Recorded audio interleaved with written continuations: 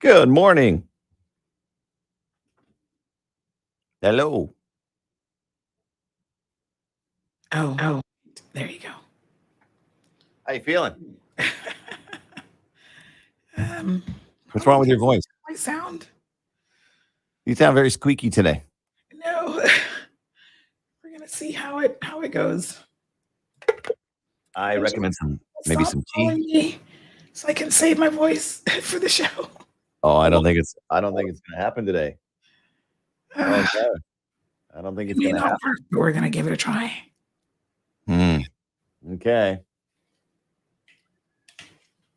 This is your Halloween voice, your scary voice. I know, and now I have all these special effects. I could totally be using let me see. Yeah. Ring. Maybe I should use one of these. Wait, hold on. I got some music for that. Good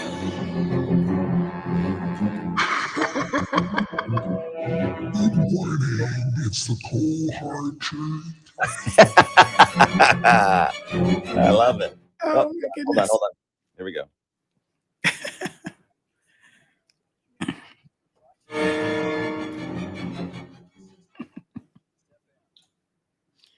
Big news. I have some important news for you. Interesting news. It's Blake and Darren's Spilling the Tea with Sandy. Cayman's top news headlines of the day from CMR. Well, I'm going to introduce you to Sandy, even though it doesn't sound like Sandy. It's Sandy because she's losing her voice because she's had a cold this week. Good morning. Morning, Blake. Sandy. How are you? It's me, I swear. This cold, I'm good. Yeah, I was just saying. You were showing me some. We were having a bit of fun before we went live on Kiss. Yes. Although it's on CMR, but you've got some cool sound effects, so you can make your voice sound scary. It's just like your scary voice. News headlines this morning. Wait, hold on. Let me play the music again. Hold on. Here we go. And in your news headlines this morning. Billboards. All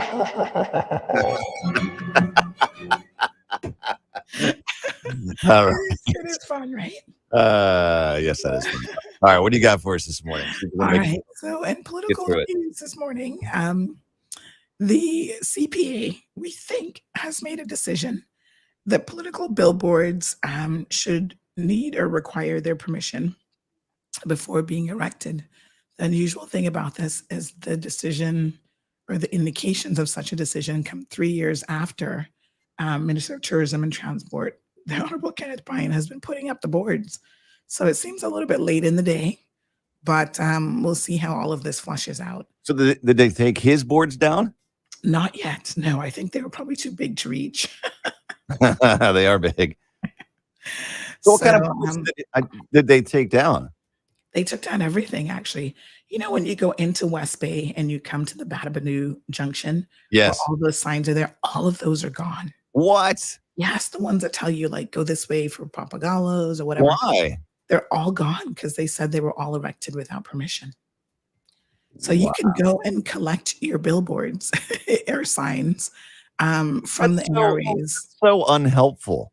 You know what I mean? Like, Yeah. Well, I mean, I collect get your it, but like, it's a sign. Yeah. It's a sign. Go So collect your signs. tells people where to go. From the Poindexter Road location. They have signs stored there. You can call 946-7780 or email nra@nra.ky, and they can arrange for you to pick up your signage. It seems like they'd be better served, fixing potholes, instead of taking down helpful signs. But anyway, I guess it's the law. If it's the law, it's the law. It's the law. That's right. So. A man has overstayed for 10 years, and he was leaving the Cayman Islands on a dead man's passport. Not just a dead man. Oh, my gosh. A murdered man's passport. This is What? crazy. Yes. How did he get that? Well, That's my first question. Seems to be the question that they didn't address. That would be my first question. How are you in possession of a murdered man's passport? So the man who was killed, Doug Moore Wright, was shot and killed along Prospect Drive in Red Bay in March of 2008. And a Cayman Airways agent is the one who became suspicious of the passport due to what they said were air bubbles observed in the man's thick Jamaican accent. What does that mean? Air bubbles. Oh, sorry. And the man's thick Jamaican accent. So Customs and Border Control were alerted and the man was arrested. So they don't think he's related to the murder. They say he's not connected to the murder. What were the air bubbles in the passport, you mean? Yes. Okay. And he paid $3,000 for the passport. Wow. Yeah, it's pretty crazy. Lots of questions. Yeah, that's not you. That picture, that's not you. Yeah. Passport. Yeah, I could have so much fun with that one. But anyway, Caymanian sailor Charlotte Webster, congratulations. She won a gold medal at the Under 19 Female International Laser Class Association it's long, Open and National Championships on Friday. So this is wonderful. Her victory comes after her silver medal last year at the exact same event. So 18 years old, and already she's winning gold. So congratulations to her. You got to go. Catch Sandy right now on Bobo 89.1 FM, and we'll see you tomorrow for the Wednesday headlines. Have a good All one. right, the segment. All right. It's that time. Good morning, everyone. How are you? Peppermint, sorrel, ginger, beaver grass, or English. Get it ready. Your morning tea just got hotter. Ooh, honey child. On the cold, hard truth. Bobo 89.1 and Cayman's #1 talk show are bringing you morning talk like no one else. Monday Rewind, Impact Wednesdays, Caribbean Connections, and much more. Don't miss a beat with what's happening in the local community. Just keep sipping your tea. What a mess. Here's your host, live and direct from the Cayman Islands, Sandy Hill.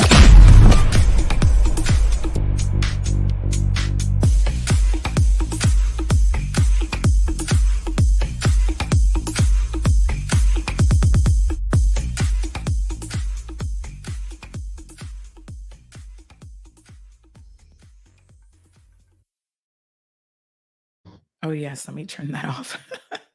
Good morning to everyone. I do kind of feel like maybe I should leave that on. Oh, what on earth? There's a child missing on Cayman Brac.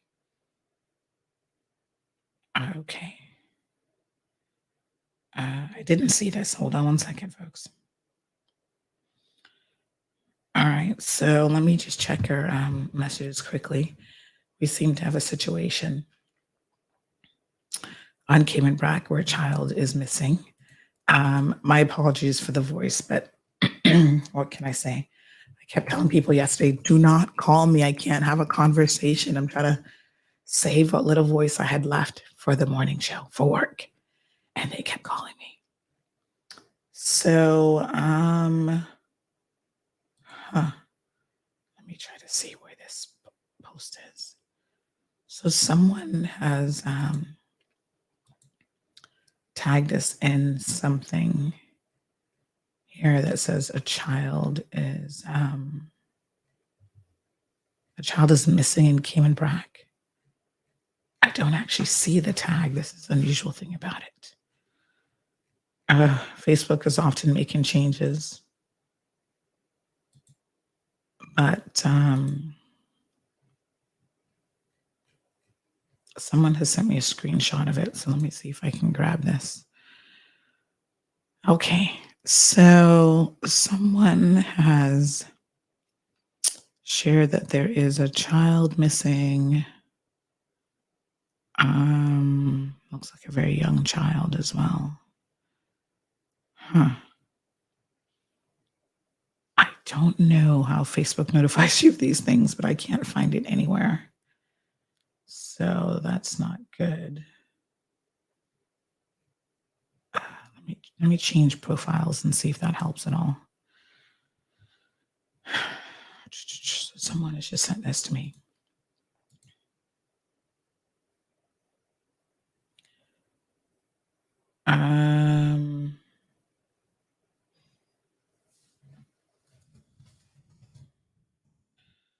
All right, I'm a little bit confused here, but someone has tagged us and says, okay, let me just try to find her page. Kimberly says that her daughter is missing. So give me 1 second here.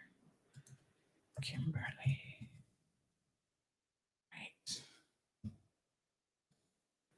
Yeah, folks, the best thing to do is if you have something that you want to share with us, just send it on WhatsApp, because Facebook is like super weird sometimes. Like, I can't find this tag. All the other people, when they go to her page, they can see the tag. I'm not getting notified of it on the CMR page anywhere. So the best thing to do if you really, really need to reach me is simply to send a WhatsApp message. So I don't have a lot of information on this, but let's see what we do have available to us on this Tuesday morning. So this says that this child, what is going on here? Why am I not able to add this?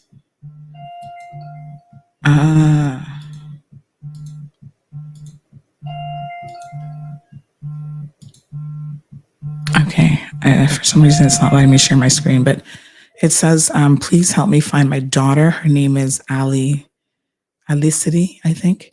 She's 2 years old. She responds to Ali, located in Cayman Brac, Southside East, Cayman Breakers. I think she meant Cayman Brackers. Please help. Last seen at 4:30 a.m. Okay. This is crazy. Here we go. So I don't have a whole lot of information on this. And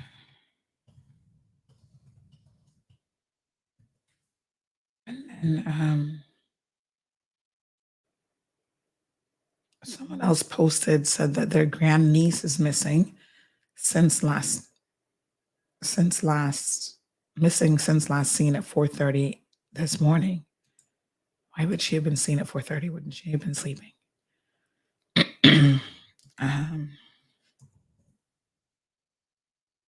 She is not a child to leave her mother. Cayman Brac police and my dad are searching. Okay.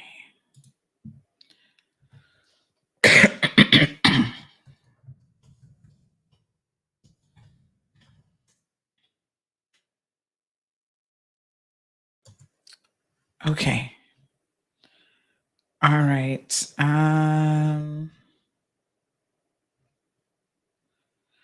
I don't know. I know what's going on. I was missing in the Brac. So I guess if you are on Cayman Brac and you have any details about this, please be on the lookout for this young child that you see here on the screen.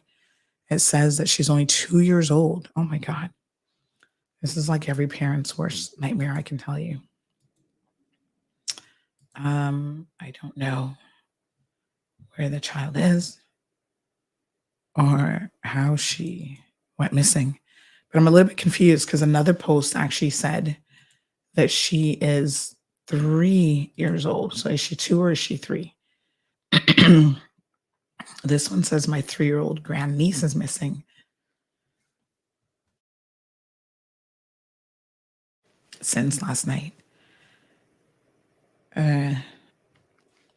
Okay.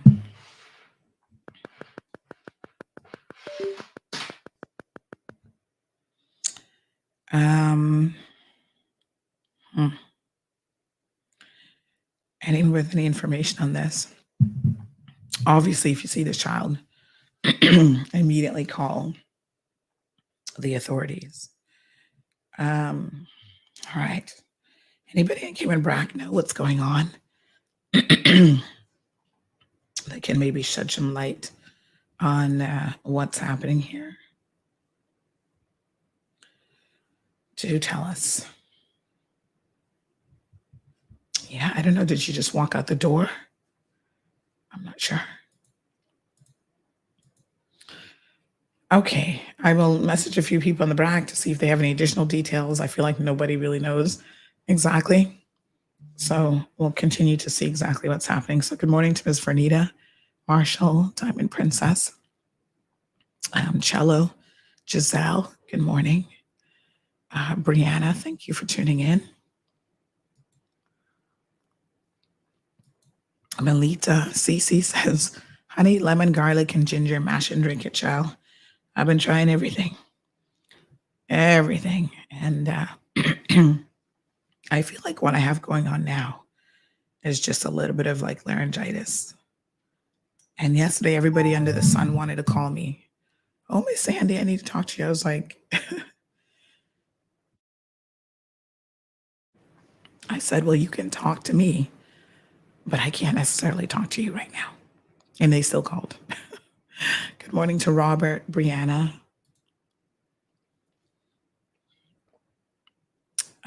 Morning, KK. Wee, Felicia. Sophia says, good morning, Sandy.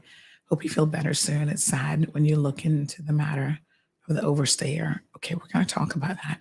Oh, that's your cousin's passport. Oh, my God.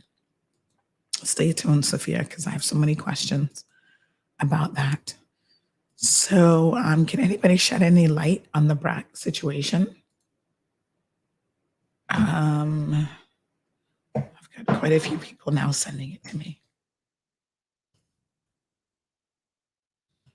Do we have any contacts with the mom in Brac so that maybe we can figure out what's going on?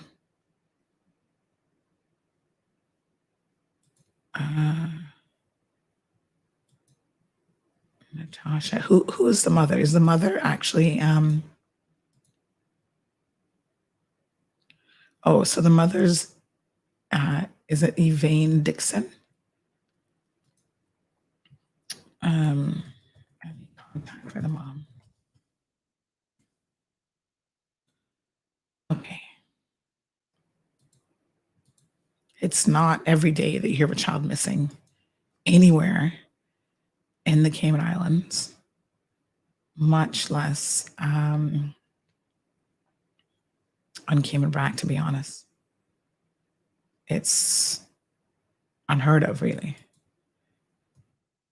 So I don't know if the child just walked outside or what happened, but let's see if we can get this child back home safely as quickly as possible.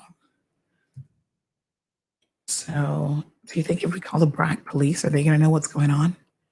Do they answer the phone over there? I'm hoping there might be a smidgen better than the rest of us. Let's see. I don't know if they actually answer the phone over there, but let's give it a try. Cayman Brac. 948.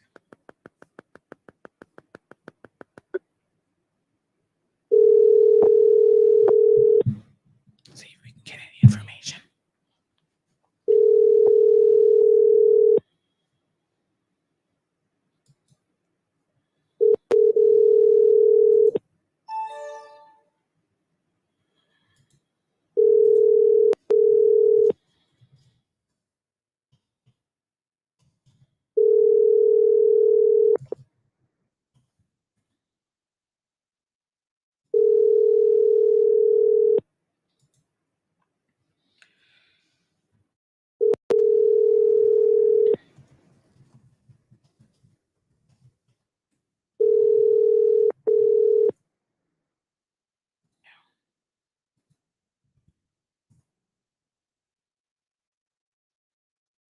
Hello. Okay,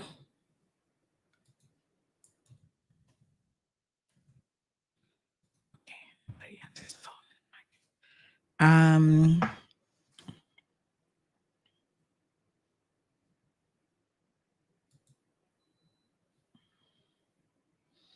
Does anyone have a phone number for the mom?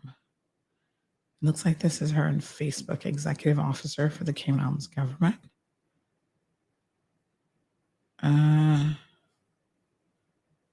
assuming that's her. Let's see if we can reach anybody. All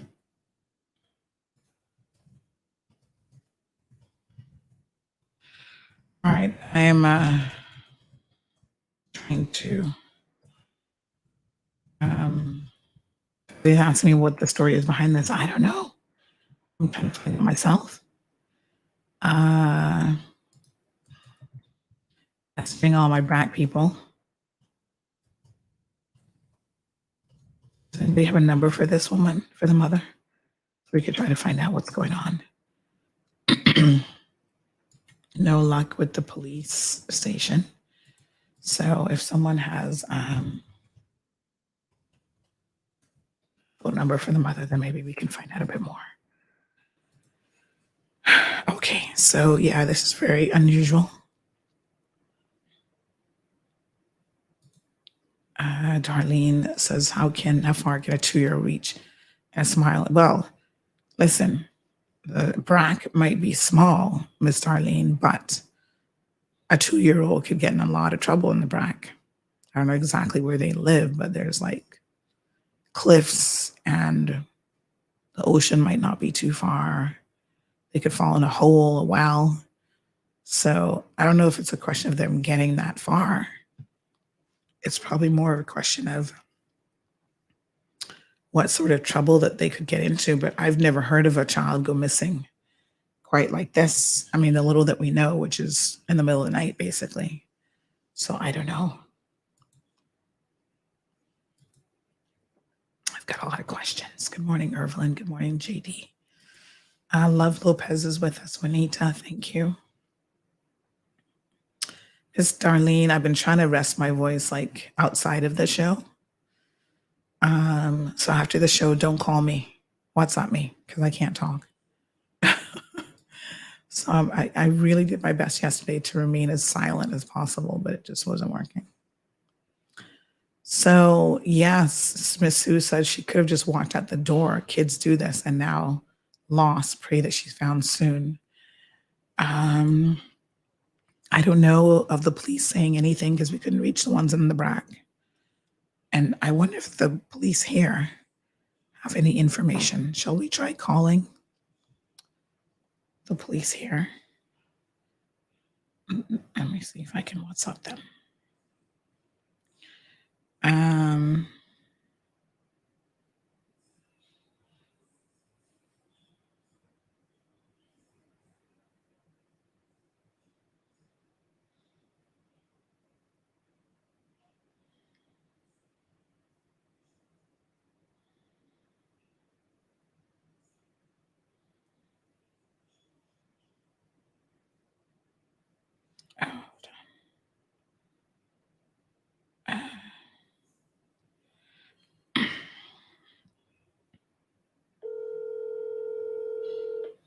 Oh, okay. I just did the mother's number on Okay. Thank you. the mother's number on WhatsApp. Okay, thank you. Yeah, okay, cool. All right, so we have her number. Let's give her a call to see what's going on.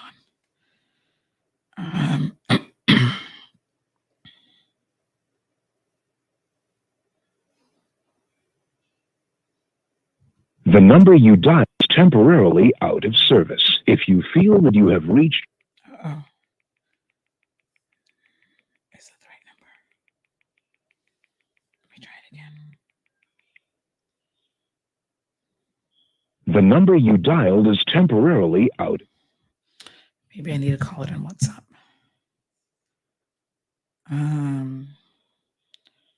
So I think that some people just keep a number for WhatsApp purposes, but they don't have it active otherwise. Let's see if we can reach her on WhatsApp. So good morning, everyone. If you're just joining the show, we're trying to find out what's going on. She doesn't have WhatsApp either. Is that the right number?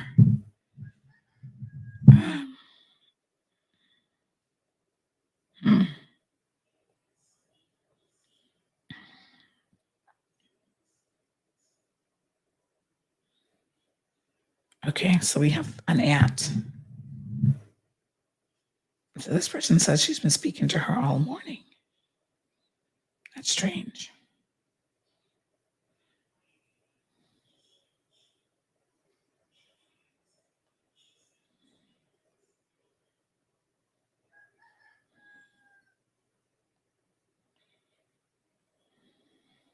Huh.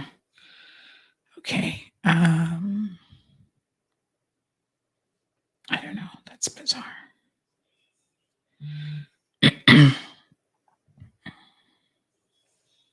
Oh, that's a different number. Okay, let's try this one.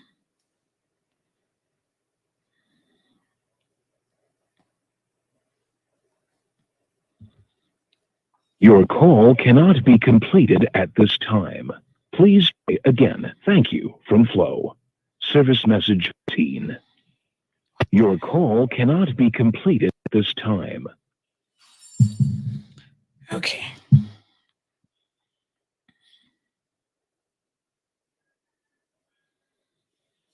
Let's try calling her on WhatsApp on that one.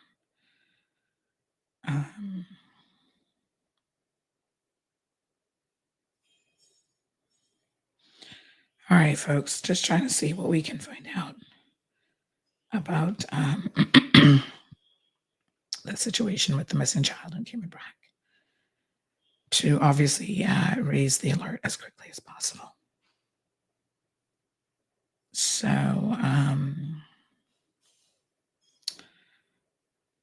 okay. The more information we can have in terms of like where they live, where in the Brac should people be looking, then you guys can definitely get out there and assist with finding this child as soon as possible. So let's see if we can call her in her other number.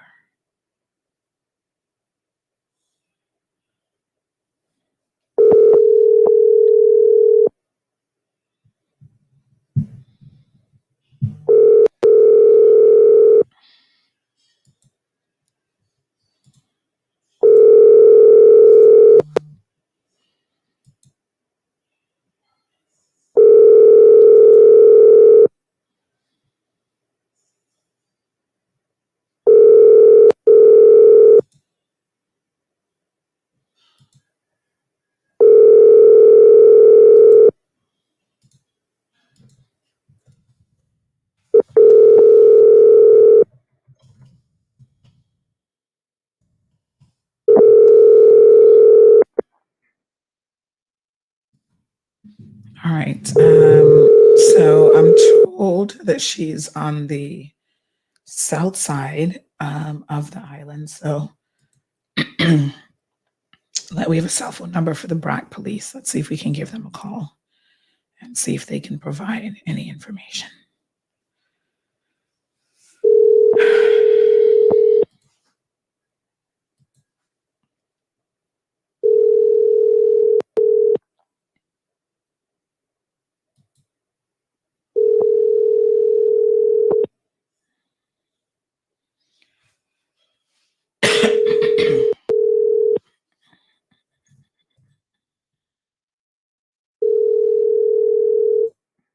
The number dialed is temporarily out. Ciao. Don't try calling the Brac police. Let's try this other number. Okay, I'm told that this is the aunt now. So let's see.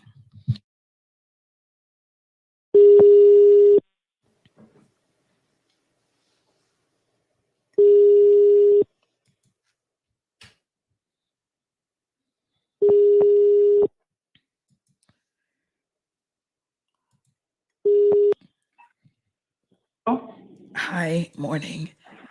Is this Dawn? Where are you calling a private number? Who's this? This is Sandra from Cayman Mall Road. Okay, I sorry. didn't. Yes, I didn't realize the number was private, but I almost didn't answer. Oh my goodness, I'll have to change that. But we're just trying to find out what's going on because people just started messaging me. I try and find out to myself, Miss Sandra. I call you. I call nobody. I don't even have a car to even go up here with my payment. So I try to call my sister, I try to call my daughter, I try calling everybody, but I guess everybody must be up there in up there. She's at no phone service. Oh, so God. bad. So, I called message some mine, and she said that she not hear nothing from him the last half. No, but as soon as she hears something, she can call me. All right. So do we know what happened? Do you think she just walked outside? All I hear is that she changed her pampas for her and put her back to bed when she must have been after 6 the child gone. And she's close by the scene in the pool. I went up there like 2 weeks ago and I seen her and like concerned about insurance pool. Oh God. Oh no. So I guess the fire truck just went up like 15 minutes ago. Somebody messaged me to me. The bus went up on the south side because I'm on the north side. Okay. All right. So well, if you message me your number and I hear anything, then I can WhatsApp you. Yes, definitely. I'll do that, but please keep us posted because we'll spread the word as quickly as we can. Yeah, but whatever comment, then I'll put it on my page, and then anything that I don't want to put up there, then I'll message you. Yeah. Okay. All right. No problem, my dear. Thank you so much. Okay. Okay, dear. Actually, I didn't realize that this phone was the number was not showing. Maybe that's why nobody answers us. Let me see if I can take that off real quick. I'm trying to remember how to do it. So a little bit more information. Not a whole lot, but what she's basically saying is that the mother changed her pamper at 4:30 in the morning. So that's how she knows that she was at home at that time. And then when she woke back up, she was missing. Oh, Lord. This is not good. Obviously, if you're a parent, you know that this is your worst nightmare. And, we live in a community where we never think that something like this can happen. But you've got to be so vigilant about kids because they find a way to open doors and stuff like this, Oh my God. Yeah, I remember the first time I realized that my daughter could open the door. I was like, what? They figure stuff out really, really quickly. He was like, get a deadbolt, turn on the alarm, do everything to make sure that you can know if they've opened a door.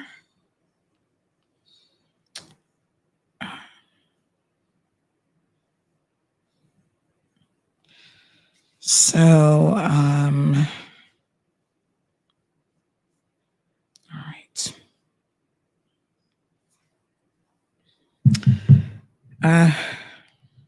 Unfortunately, that's all we know right now.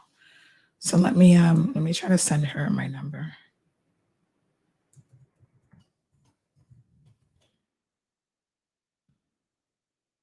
So she can definitely call us back. Settings.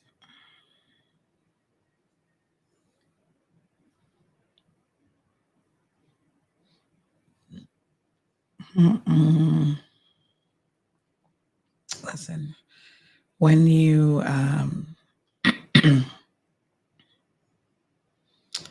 when you are in a situation like this, I can assure you that everything else pales in comparison, right? 93626. Oh my gosh. All right, folks. I guess people in the Brac, please call me when you have a moment off air. I got quite a bit of information on this. Been back and forth. Her phone might be dead. All right, I tell you what, we have some information.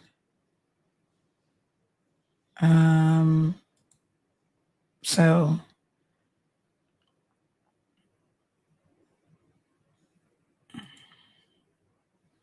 let me just play the news so that I can make this off-air phone call and see what other information we can get, because this person says that there's quite a bit more information, but it's an off-air conversation. So let's go ahead and cue up Kevin's news now, a little bit earlier than usual, but let's get that done. And then let me see what we can find out. And then we can come back to this here in a second.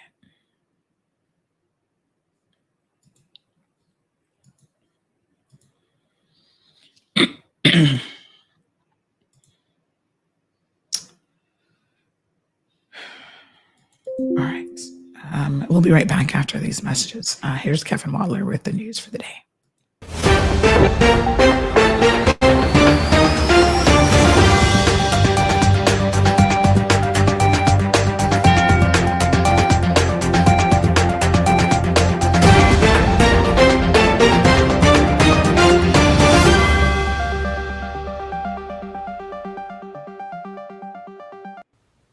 Hello, I'm Kevin Watler, and this is the CMR Daily Buzz. An emergency meeting was held to go over the sargassum issue and determine what remedies can be implemented to address the problem, which has been affecting many coastal communities across all 3 islands. Residents on 2 sides of the Cayman Islands, the south and east shorelines, are affected most frequently, followed by the north coast. While the prime tourism area on Grand Cayman is generally free of the seaweed, sargassum is causing increasing concern about economic impacts to real estate and tourism, especially on the coastlines impacted by sargassum. Now, countries all across the Caribbean region is also dealing with the excess seaweed. Be sure to watch The Cold Hard Truth with Sandy Hill on Thursday. A sargassum expert will be on the show at 9 a.m. to answer your questions.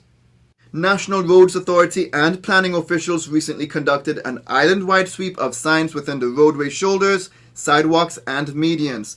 Approximately 55 signs were removed and collected between West Bay and East End on June 28th. National Roads Authority and planning will be conducting these sweeps 2 to 3 times annually, and the public is also reminded that under the Roads Act, people can be fined up to $5,000 for unauthorized signs. Signs require planning permission and, if not done, may be removed by planning officials at the owner's expense. All collected signs from this recent sweep are being stored by the NRA at the Poindexter Road stockpile, and owners who wish to receive their signs should call 946-7780 or email nra@nra.ky to arrange pickup. In related news, the Central Planning Authority has decided that elected officials will require their permission to erect community billboards in their constituency. It appears that it became an issue 2 weeks after opposition leader, the Honorable Roy McTaggart, mentioned it in a video chastising the Minister of Tourism, the Honorable Kenneth Bryan, for supporting his wife's real estate business. The billboard for Minister Bryan have been up for over 3 years and are located at 2 fixed locations in Georgetown Central. Additionally, the Speaker of the House, the Honorable Makiva Bush, and several others also have similar signs up. They have been used to encourage the community to get vaccinated, prepare for hurricane season, and the occasional holiday greeting message. Following McTaggart's video, local attorney and chairman of the Business Staffing Plan Board, Richard Barton, wrote a scathing editorial piece in The Compass that made claims that the tactics are a poor attempt to cloak images of political figures well outside the election period. He argues that it's an effective means of visual marketing that has psychological nuances that should not be overlooked. Richard Barton is also the deputy chair of the Planning Appeals Tribunal, and any appeals of a design regarding signage will have to go to his board. Now, one politician told CMR Barton should not be taking any public positions on planning matters that could potentially be appealed to his board, adding Barton has already prejudiced and tainted any possible appeal. The Ministry of Education is awarding one-time grants to Education Council Scholarship recipients newly accepted to study in the United States, Canada, and the United Kingdom. The ministry is aware of the high cost students traditionally incur preparing to study overseas for the first time. As these costs continue to rise, government aims to ease some of the students' financial burdens by providing grants towards the cost of obtaining their visas. Scholarship recipients accepted to study in the United States and Canada will receive a grant of $1,500 to cover visa fees and other expenses associated with travel to and from countries where the embassies are located, and students heading to institutions in the United Kingdom do not have to travel off island to obtain their visas, so they will receive $500 towards the related costs. Police continue to look for 2 men who are wanted for firearm offenses. 25-year-old Charles Leonard Walton III and 27-year-old Luisto Estubio Hernandez are considered armed and dangerous. If seen, call 911 immediately, and police warn not to approach them. Police also continue to look for 2 missing men. 53-year-old Noel Paul Manning has been missing since June 24th, and 26-year-old Adrian Williamson has been missing since July 6th. You are asked to contact your nearest police station if you see either of them. Caymanian sailor Charlotte Webster won a gold medal in the Under-19 Female International Laser Class Association 6 at the UK ILCA Open and National Championships on Friday. Racing in an Olympic class single-handed dinghy, Webster's victory comes after her silver at the same event last year in the ILCA 4.7 class. Caymanian boxer Hepzibah Angel returned to training camp in Ireland as part of her preparation for this month's Commonwealth Games, which began on July 28th in Birmingham, England. She'll be competing in the women's middleweight division. We wish her the very best. More information on each of these stories can be found at caymanmallroad.com. Now for your CMR weather update is brought to you by WG Charters. Sunrise at 5:59. Be ready for some isolated thunderstorms. The temperature rises to the high 80s, but it will feel much hotter than that. When the high temperature is 88 degrees Fahrenheit and the relative humidity is at 73%, like it is forecast to be, the temperature will feel like the mid to high 90s. Winds east-southeast at 10 to 20 miles per hour, and the sun sets at 7:03. When it cools at nighttime, the temperature falls to the low 80s, and looking forward, similar weather conditions are expected. It's summertime, so those hot days and warm nights with scattered showers are very typical for this time of year. CMR weather updates are brought to you by WG Charters. They offer private boat trips for a great price, so we encourage you to support them. That's it for now on the Daily Buzz. Thanks for joining me. Please stay safe, and God bless.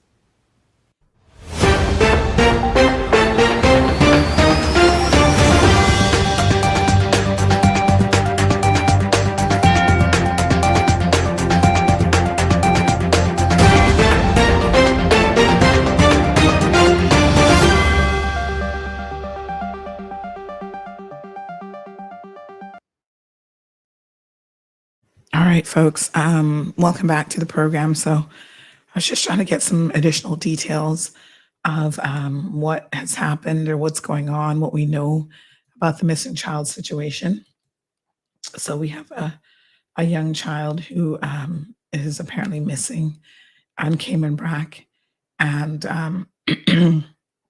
what we know at this point is that the child has been missing since 4:30 in the morning. So a little bit more details, which I think are helpful in a way. It wasn't a situation where the mom went back to sleep and then woke up at 6 or 7 and realized the child was missing. She kind of realized the child was missing right away. So what we've heard is she got up at 4:30, changed her diaper. Someone else in the house, her boyfriend, went outside to have a smoke or whatever. And she then, I think she might have changed a diaper after the door was open. So she knows that the child didn't go outside accidentally and followed him outside or anything like that. And then she, kind of like circled back to check on the child, and the child was like missing pretty much at 4:30 in the morning, was gone. There's only one door in and out of the apartment. So it's the most bizarre thing that I've heard. There is a pool where the mother does stay, as the aunt said, but obviously that would have been the first logical place to check. The child isn't in the pool. And so on the south side of Cayman Brac, they're doing everything they can to try to locate this child this morning. From the feel of it, people are thinking that some form of foul play or something where somebody else like went and took the child is really what's going on here. Although it's not a situation where the door was open with a child and the child went outside, because number one, another adult was outside, would have seen the child.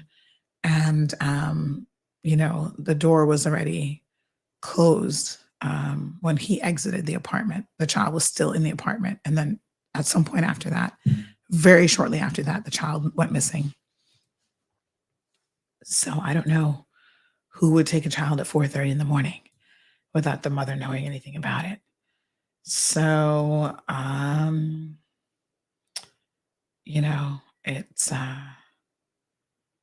it's crazy.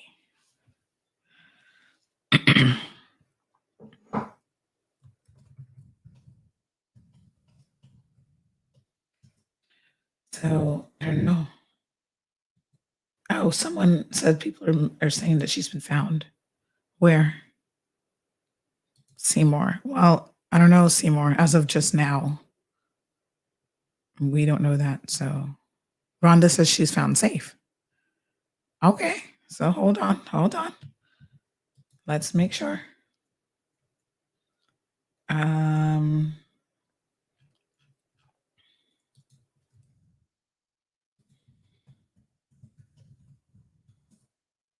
right. So we just want to make sure that we don't have any. So Rhonda, are you 100% sure that she's found safe? Or are you just praying that she's found safe? Because I think those are two different things. I think people are getting confused by the emojis. I think those are the praying emojis, the praying she's found safe, is how I'm reading that. So I don't think that she's actually been found, but I think that's confused a few people.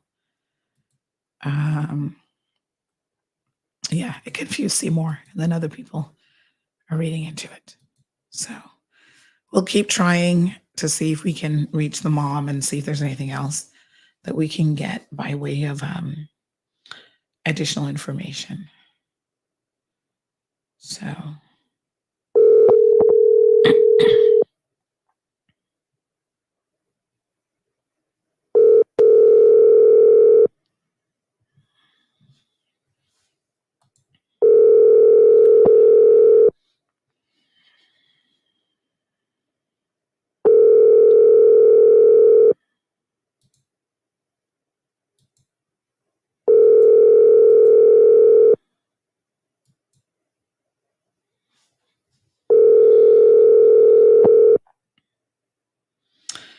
okay.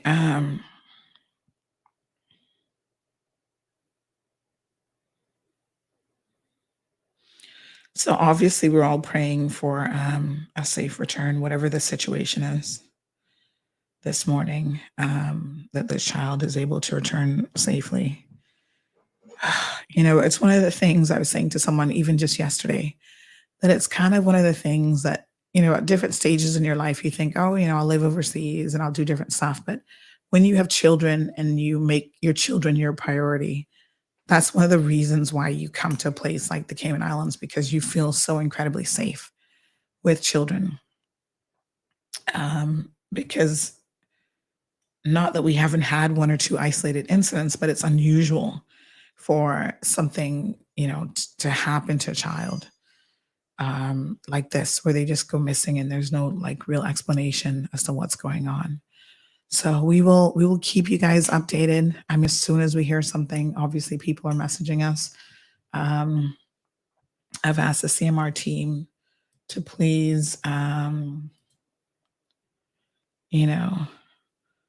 put it on our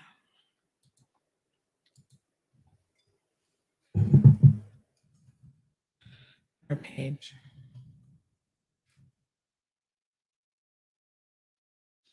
So the mother's phone might be dying, as well as so someone said that they didn't mean to say that she was found. They just meant to say praying emoji, like praying that she will be found safe. So a little bit of confusion there. But yeah. So someone just said to me that the helicopter might be headed there soon. Let's call the RCIPS in the Cayman Islands, because I don't know about the ones in the Brac, but they're not answering the phone. But maybe they're busy, because I think they only have one officer there anyway.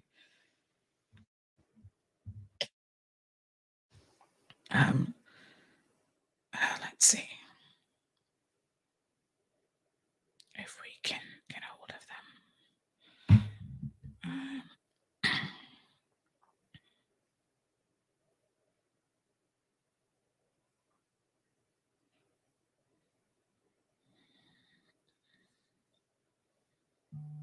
All right, let's call the RCIPS.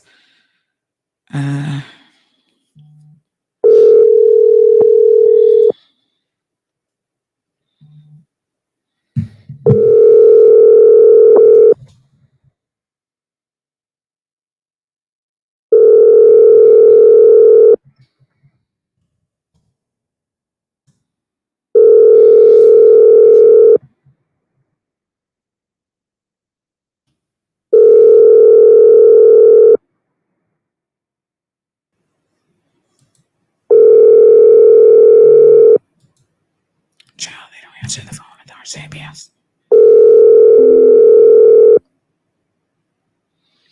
All right, let's try the main number, because they're not answering that phone line either. That was a mobile number. Let's see if we can get a hold of anyone. From police station. Good morning. Hi, good morning. Is there anyone that we could speak with this morning regarding a situation on Cayman Brac about a missing child? Okay, hold on for me. Let me see if this charge is available. Okay, thanks.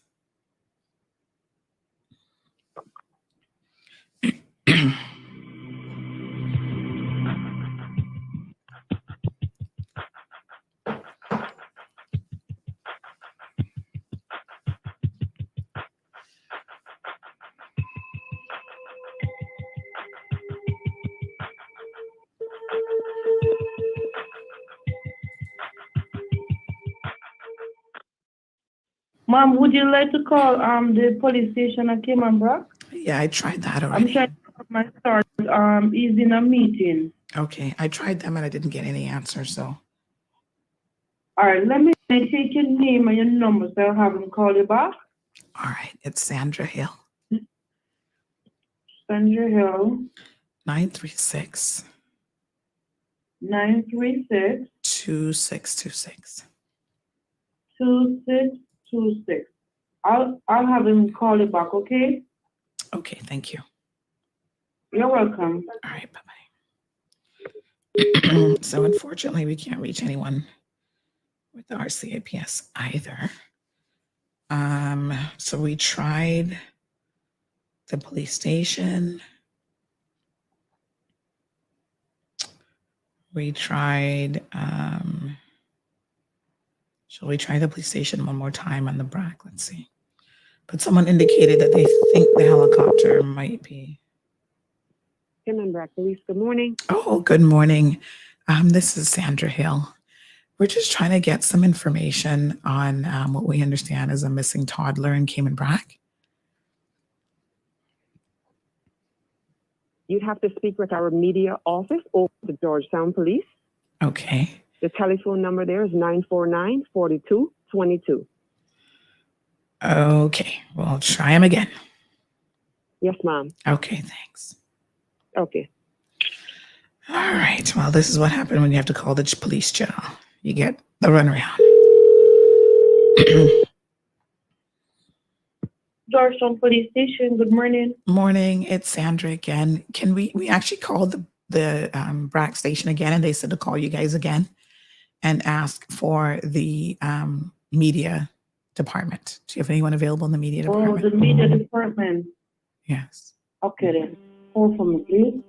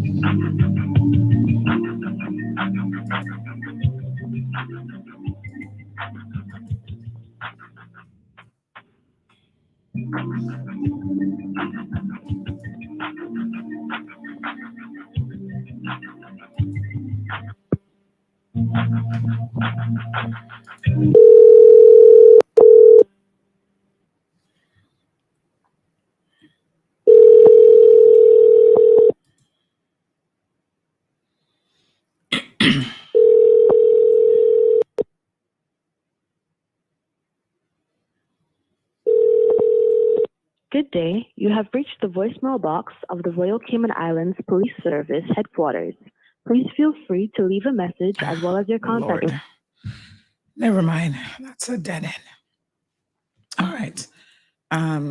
We'll just continue to see what people can give us by way of unofficial updates, because, child, when we try to get the official one, clearly that just isn't working.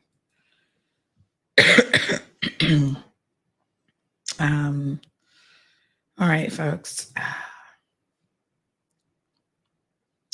All right. As soon as we know more, we will let you guys know.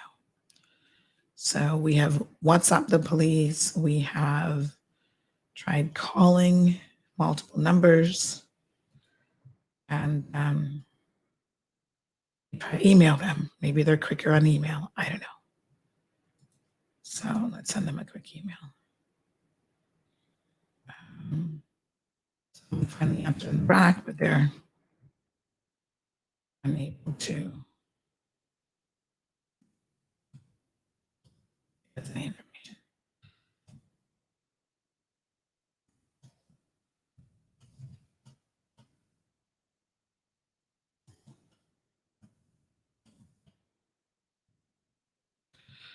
Okay, so unofficial sources. Now you know why we rely on unofficial sources.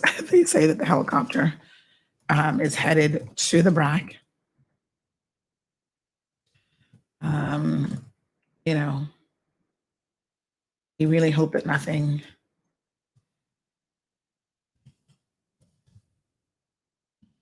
has happened to this child and that they are found safe. But it seems like something isn't right with this whole situation, folks. Because, you know, the opportunities for the child to go outside without someone having noticed seems like a very small window. So the mother got up at 4:30. Boyfriend went outside to have a smoke. She changes the baby's diaper, put her back down. And Several minutes later, she goes to check on the baby, and the baby's like gone. So a 2-year-old just doesn't disappear into thin air. So, of course, the question is, where did the baby go? Only one door in and out of the apartment. So if she went out the front door, she would have had to pass the boyfriend. Did somebody take her out of a window? I mean, I don't know. Oh, my God.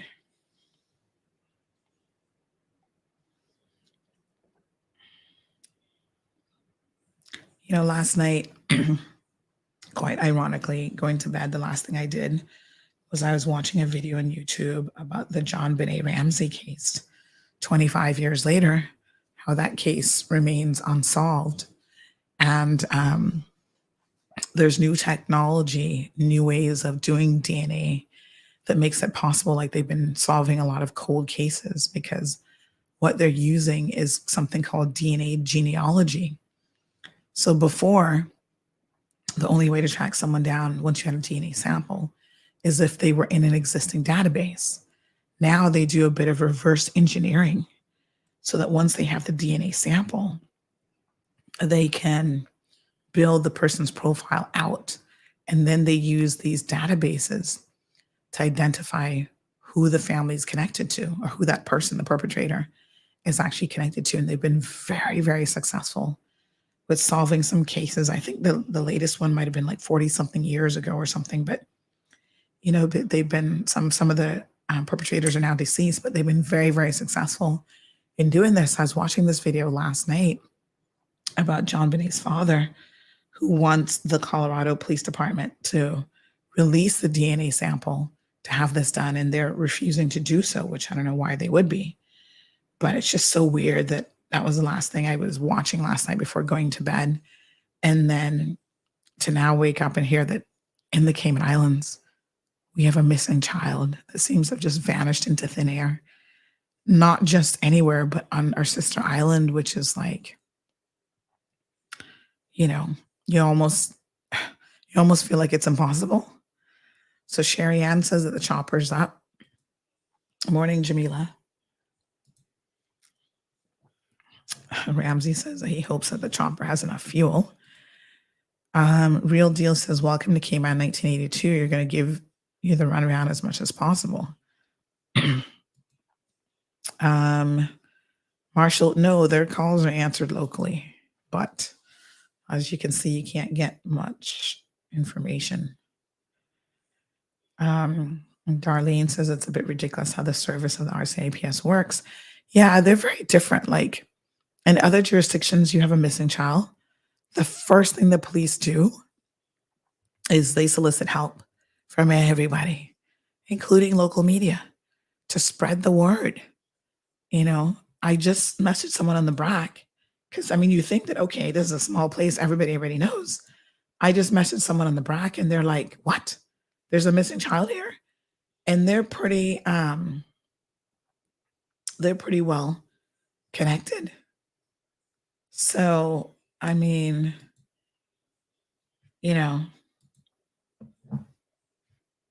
I don't really know.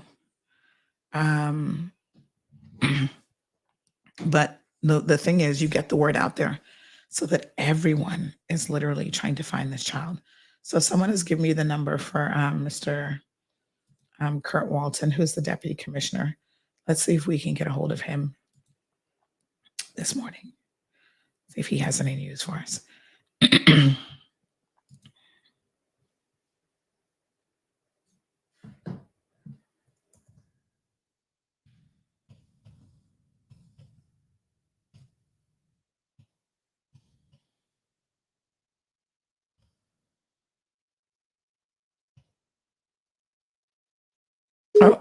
Oh, sorry. I think I had him on mute.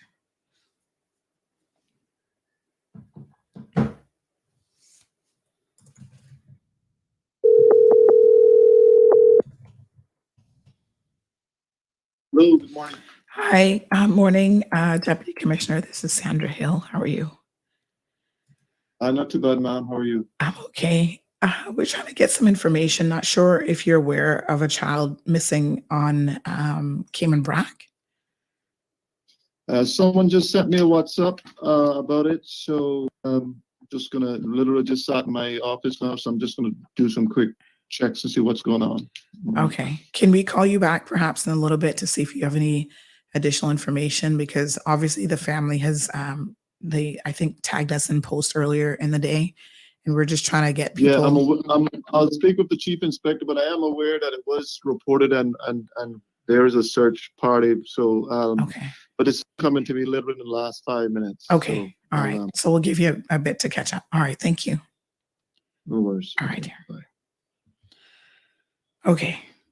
So he's just finding out about it. And this is what I was just saying is that, you know, you assume that everybody already knows this, and that wouldn't be a good assumption because people don't know. People are just getting in, they're just checking their phones. Strong Will says you need some honey, lemon, and garlic.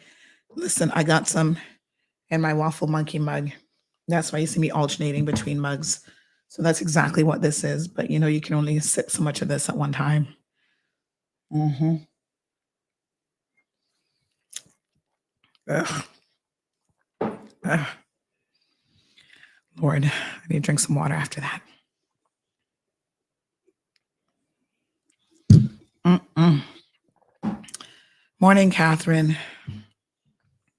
Yeah, I don't know what the protocol is for the RCAPS, really. I can't pretend to know what they got going on over there. Seymour says you won't be getting any answers from the media department either. Oh my God. All right. Obviously, we're going to move on and talk about some other things, but this is weighing heavily on our minds this morning. So, Kevin says this is why the RCIPS needs to invest in drones, especially for Cayman Brac, where it will take longer to get air support. All islands will benefit from them. Kara says that they're always investing in new vehicles, so I don't see a reason why not with the drones. Well, if they invest in drones, the next thing is we're going to have to bring in drone experts from the UK and give them $100,000 a year to fly these drones, because there would be nobody qualified in the Cayman Islands to fly a drone. Obviously, I'm being very tongue-in-cheek here, but it would probably happen.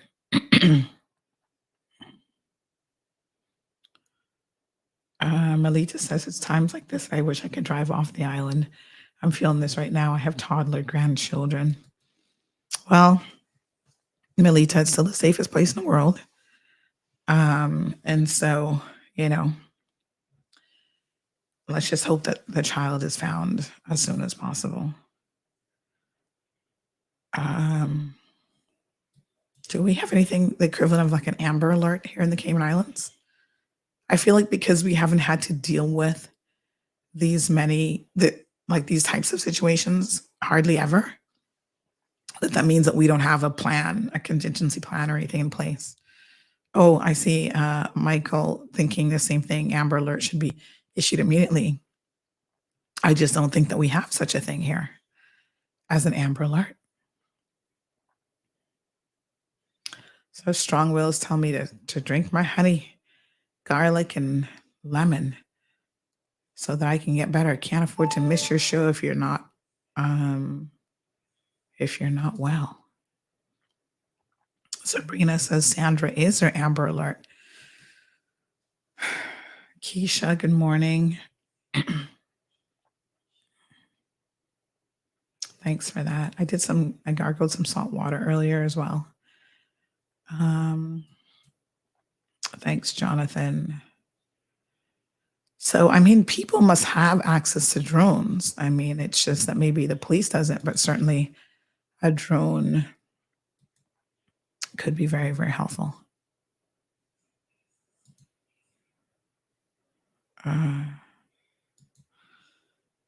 Yes. All right, folks. So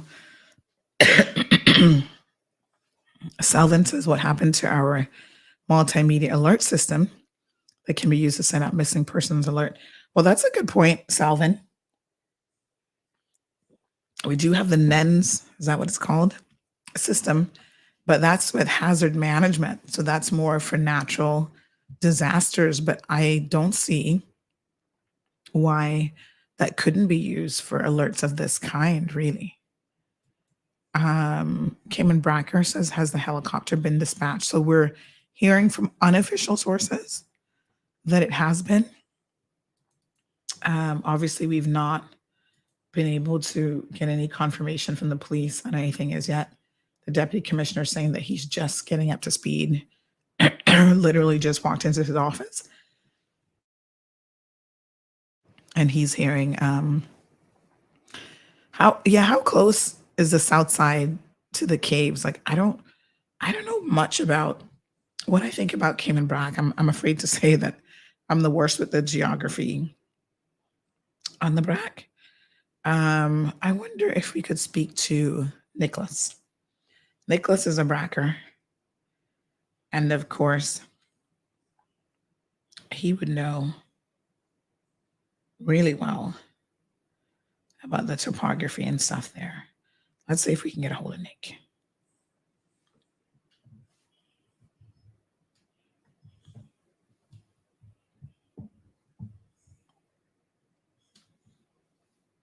Hello. Hey, Nick. Morning.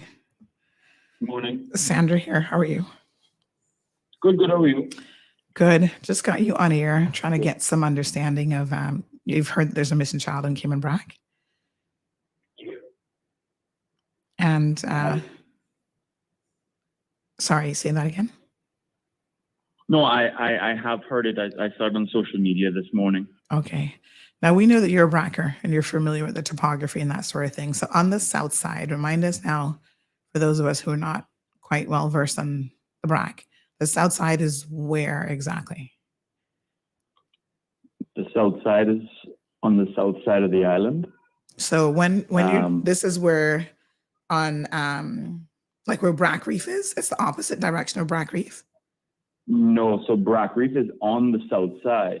Okay. And Brac Reef is literally on the west side of the south side. So on the left of the island, but the south side runs all the way up to the other end. Right.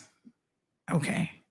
So all the way the road that you would take to get, when you go over the little what's the road that cuts through, like you pass Ashton Ruddy. So that's Ashton Reed Drive, which we call the Bluff Road. Right. So you would pass that, and it is my understanding that it was past that where Sadie has gone missing at Cayman Breakers. Okay. So is that close? That's not really close to the water then. This is still inland. It is, well, I mean, once you're down off of the bluff, everything is constructed close to the water because there's not much space between the bluff and the water. Oh gosh. Okay. So everything is relatively close to the water in Cayman Brac. Are there any caves in that area that she could have fallen into or gone into or anything like that? No, the caves in that area, I mean, are quite difficult. There's Great Cave. Great Cave is the closest cave there, and that's still quite a trek. And then even there are stairs and ladders to get into, which I don't think a 2 or 3 year old can get up on her own. Right. Okay.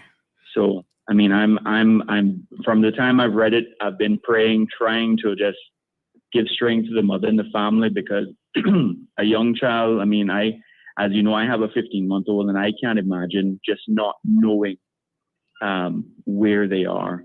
And I know that the Cayman Brac community is out in numbers, lending their support where possible and trying to spread information as quickly as possible to get everybody looking for her. Right. Do you know if the Brac had any rain last night? Because I know here on Grand Cayman, some of us experienced a little bit of rain shower like early in the morning. Do you know if they had any overnight? I am not too sure about that. Okay. I haven't gotten my daily update yet. Right. Okay. All right. Well, keep us posted, I guess, if you hear anything. Obviously, everybody is a bit concerned about this, because I was just saying that you don't hear of like toddlers just going missing in the Cayman Islands, much less in Cayman Brac, right? Yeah. So Damien was asking if there's any sniffer dogs there. I don't kind of think so. Do you have any idea what the police contingent is in the Brac these days? I am not certain of the exact numbers. I know that we now have a new chief inspector over there, Mr. Malcolm Kay, and his team. I mean, he's well supported in the team with regular visiting officers. Customs does have sniffer dogs, but the thing is, the dogs that are trained for customs are more trained for to send drugs out and drugs. stuff. Yeah. So there are no. I don't think we have or there are any canine dogs with that capabilities within the force there. Yeah. Yeah, I've never heard of any even here, so I don't think we have them really. Yeah. Okay. All right, Nick, we appreciate it. All right. Of course, and I thank you all for continuing praying for the family as well, and just send well wishes to them wherever you are. Yes. Thank you. All right. Bye-bye. All right, my dear. All right, folks. So someone did send us a little map as well to kind of give us an indication of where this would be. So it looks like it's let's see here if I can pull this map up. Yeah, I mean, I don't know where a 2-year-old goes at 4:30 in the morning. I can't even imagine, but as a parent, this is, like I said, you don't have any worse nightmares than this. Believe me, you. So someone is just pointing out exactly where the vicinity of the apartment complex is. The apartment only had one door in and out. So where on earth could this child have gone? Wow.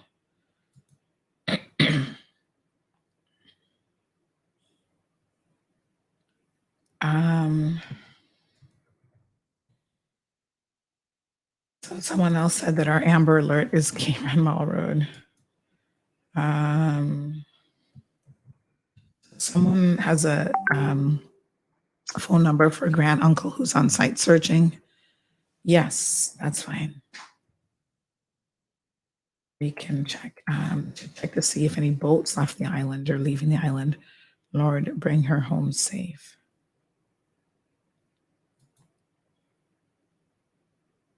Okay. All right.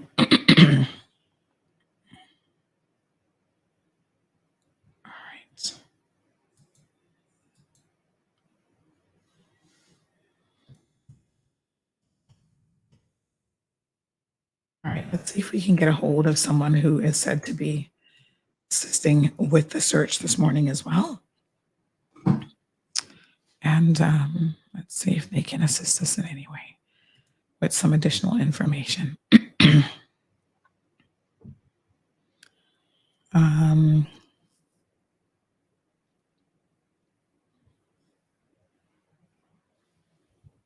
Okay, let's see what we can find out.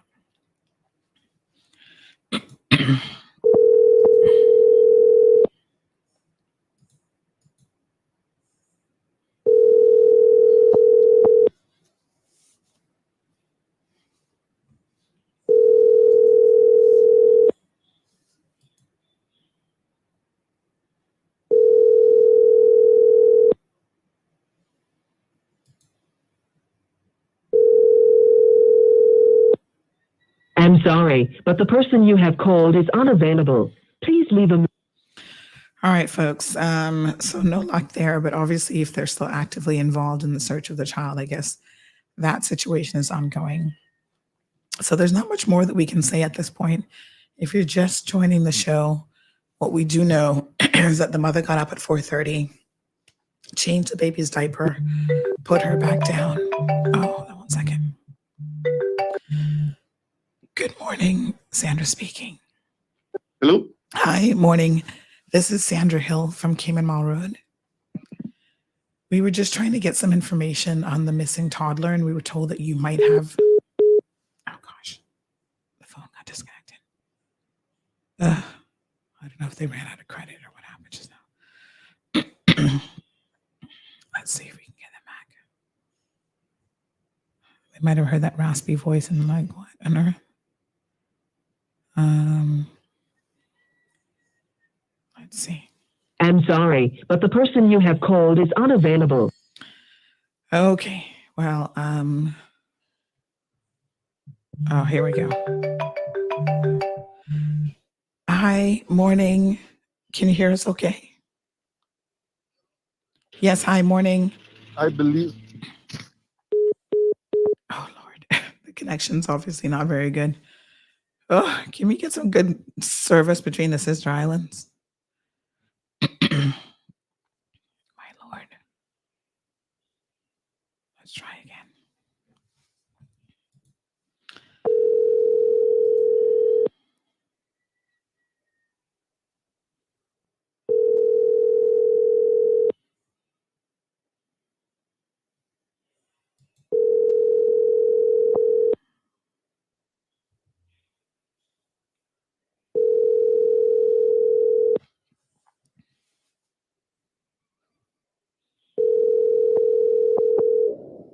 I'm sorry, but the Al says it's the voice this morning that's scaring people away. They're like, what is that? All right, we're just trying to see if we can get hold of anybody.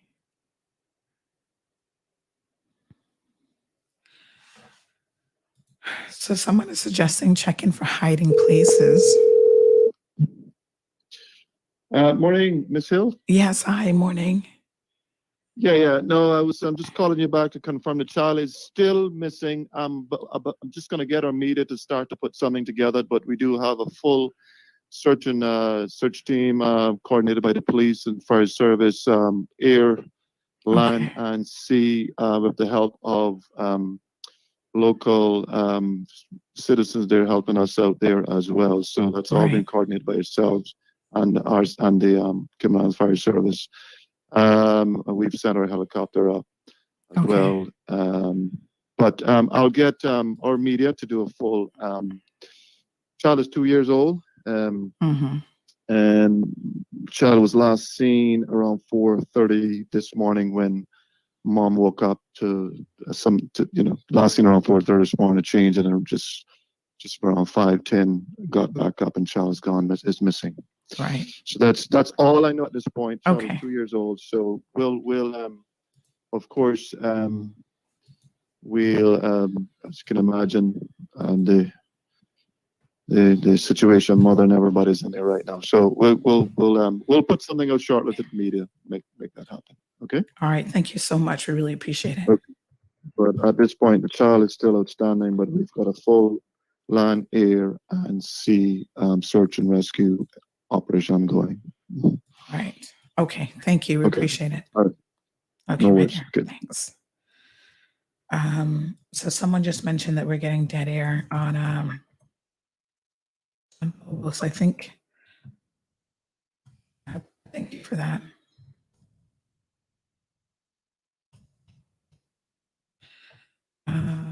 So for some reason, I've noticed this is about the second time that our connection seems to drop, and I don't necessarily know about it. So this is strange, but thank you for alerting me. So we're back on now. Okay. So yes, thank you guys so much for always alerting me of any issues on Bobo, because I can't hear what's going on, but it looks like it just dropped. So I've reconnected. All right. So that was Deputy Commissioner Mr. Kurt Walton, who has confirmed that obviously the child is missing. Pretty much what we know so far. Went missing around 4:30 a.m. this morning.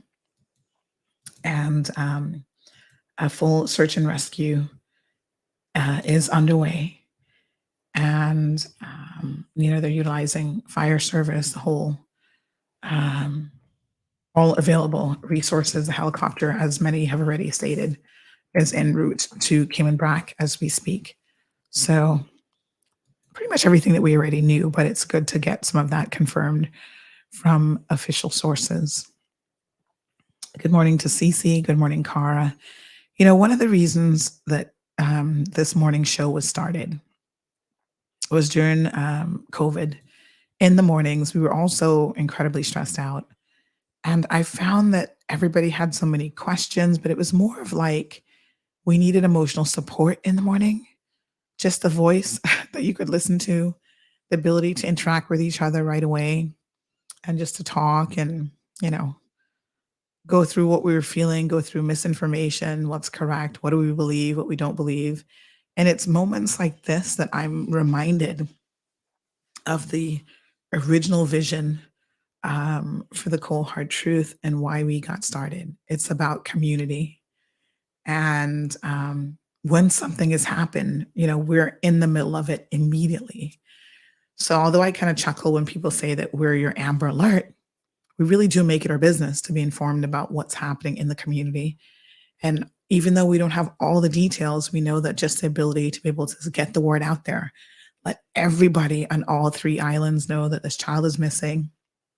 If you're in a position to help and you're in Cayman Brac, obviously, you know, go through the proper channels that are being organized to put on a search and rescue effort. And most importantly, to be able to be there for the family and to offer them support. The Brac is a very, very small community. Everybody is interconnected. The Cayman Islands, by extension, is a small community. So a lot of you would probably know this young lady, maybe family to her, best friends, went to school together, you know, all this sort of stuff. And so, of course, even if you're not and you're just a mother, you're an aunt, you're a grandmother, you feel the pain of a young child going missing without any answers. I mean, it has to be one of the most terrifying things I think that any parent can ever go through.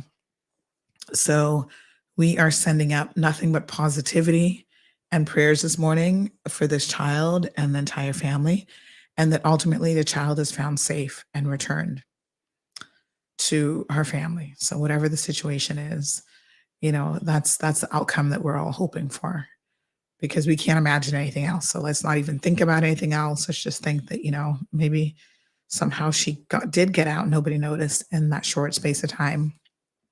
And it's really, really sad because children, gosh, they can move so quickly. You know, the second they start rolling over and moving, trust me, you'd be surprised the things that they're capable of in terms of like little Houdinis. So we don't know. So let's not put any negativity. I see some of you saying that something seems a bit fishy.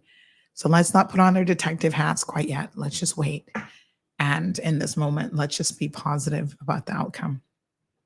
So, Richard, let's not even use the word tragic. We're going to claim victory over this situation. And this child will be returned to her mom and everybody else in the family safely. So let's just focus on a moment of positivity now. So Cece says, come on, Cayman Brac, let's make sure that no rock is left unturned. Good morning to Soka. Soka was put in jail, by the way. So that's why Soka's name changed from, what was your regular name, Soka? Now it's Soka Jailbreak because she's in jail. She's in Facebook jail. Miss Darlene's asking if any other children might have been in the house. Not sure. Louise says check things like the fridge or any place that children like to hide. And yes, sometimes they can hide in the most unusual places. CC says, calling all prayer warriors.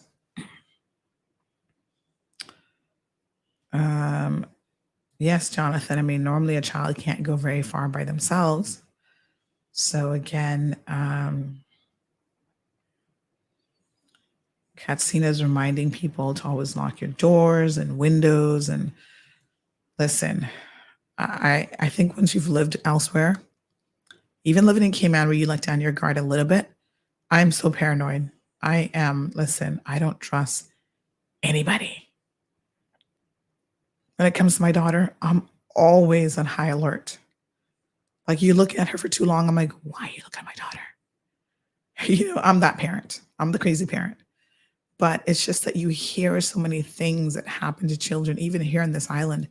I sit in court all the time. I'm just like, oh my God, I'm blown away by what we are surrounded by. So my instinct to not trust people is for a good reason. So Richard says, thank you, Sandy, for correcting me that you're right. Yes, let's just put positive vibration out into the universe this morning. CC says, Jonathan, you'd be surprised.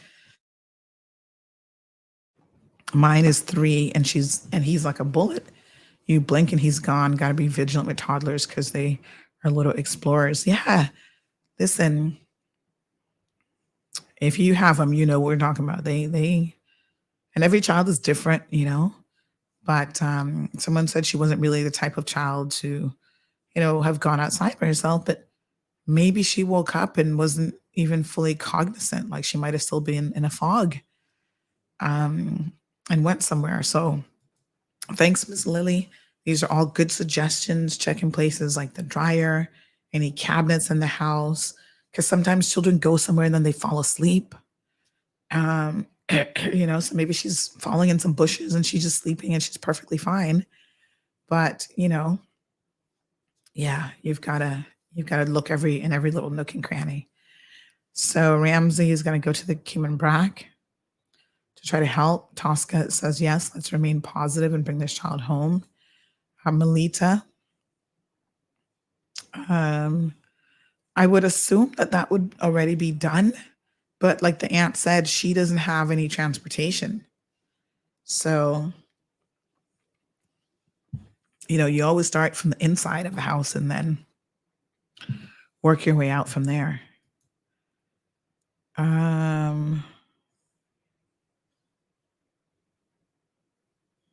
So Soka's upset that she got put in Facebook jail. How long are you in Facebook jail for, Soka? So lots of prayers for sure. Cece says, is there a flight going to the Brac today? Well, there are flights going to the Brac all the time. I think there's multiple flights per day, but the last thing the Brac needs right now is for us and Grand Cayman to inundate them with useless help. So what we can do from here is to be prayer warriors. There's enough people in the Brac, I'm sure, between the fire service, the police service, the helicopters going over to assist with an aerial search, and just foot soldiers on the Brac. So there's enough people there, I think, who can assist. So I'm not so sure that we all need to jump on a plane and go to the Brac and add any confusion to the situation there. I think we should just stay put. And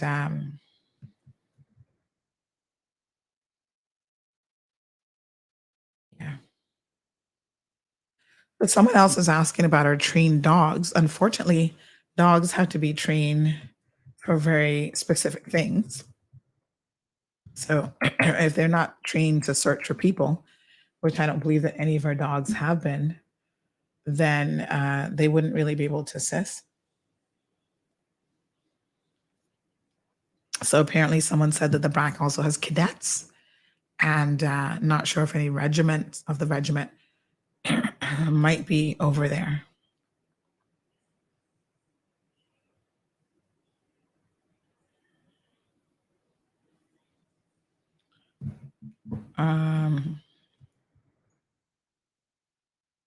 So some people are sending some other things, which at this point, I'm not going to read everything that I'm receiving because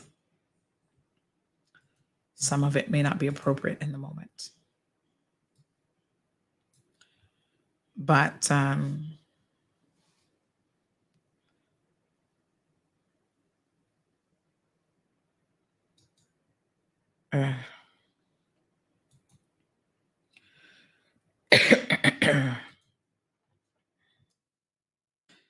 let's just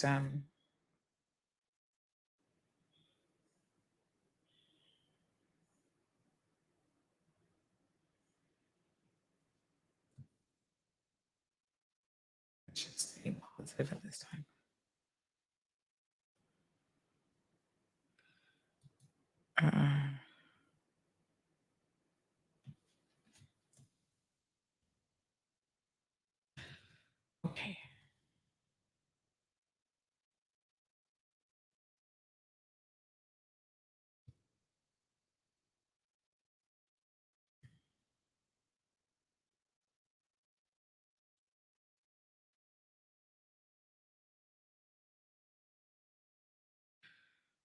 right.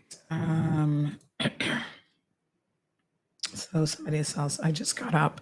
What's the topic about? I'm hearing that you're saying about someone missing. The devil is a liar this morning. The devil returned the child in Jesus' name.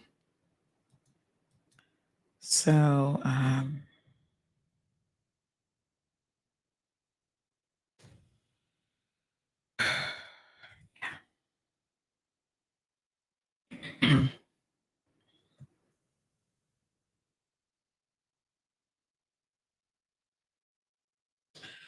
right.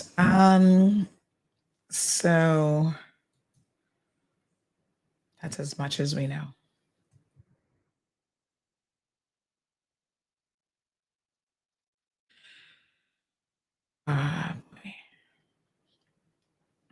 So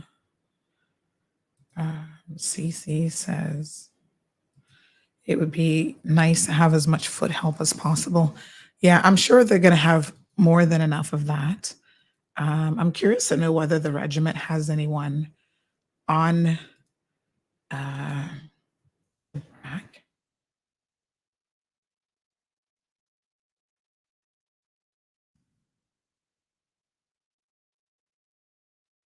See if we can reach someone from the regiment, because I don't think that they keep. Oh, I've got this back pain from all the coughing.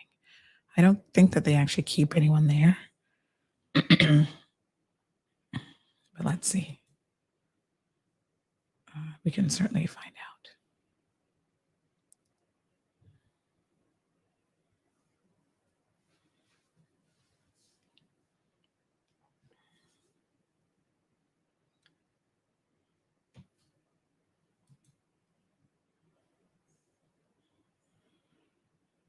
Oh, hi. Hey, Simon. Morning. It's Sandra Hill. How are you? Hey, I'm just in a meeting. What's it about? Sorry. Oh, we just had a quick question. I thought you could answer it quickly for me. Do you guys have anyone in Cayman Brac? I know that there's a child that's gone missing there. Do you guys keep any people in the Brac? Yeah, we do. Yeah, absolutely. God, I didn't realize there was a child gone missing. Sorry. Yes, we've got a team of 4 there. Okay. Okay, what's happened? Well, what we know is that 4:30 this morning, the mom said that she got up and changed the baby's diaper. And then shortly after that, she went missing from the family apartment there in Cayman Brac on the south side. And so the police have been notified, and we did speak to the deputy commissioner, and a rescue team, search and rescue team is being put together.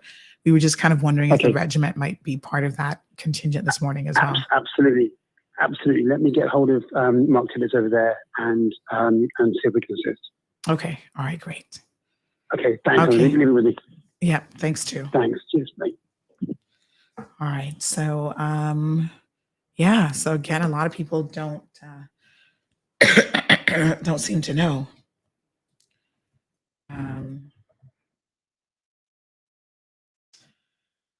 Oh God. Yeah. Okay.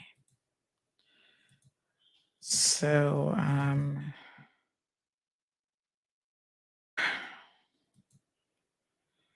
so someone just said, "Good job, Sandra. I can't believe they haven't thought about calling them." Awesome. Wow. Yeah. I mean, they would be some of the first people that I would call, actually, would be the regiment. You know. Mm. Mm-mm. All right, folks.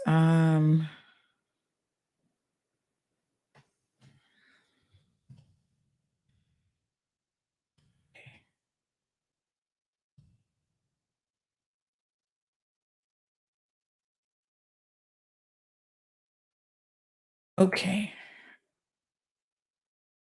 Well, I think that, hopefully the authorities can get to the bottom of this.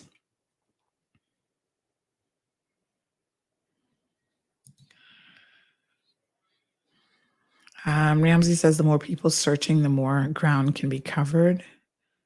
Ruby says, so the dogs aren't trained to find human beings like scent dogs. What are they trained for? Yeah, no, they're drug dogs. So very different. Dogs are trained for different things. It might be the same type of dogs. Like there's certain dogs that have a really good sense of smell, but if they're not trained for that specific thing. So a rescue dog can be trained to find live people as well as they're trained to identify a scent of someone who's died. So there's listen, the training of dogs is not as easy as y'all think. It's very, very specific. Even the dogs that have been being trained to sniff out cancers like skin cancers or COVID or whatever, they have to undergo a certain degree of extensive training for that particular thing that they're picking up on. All right, I'm going to use a little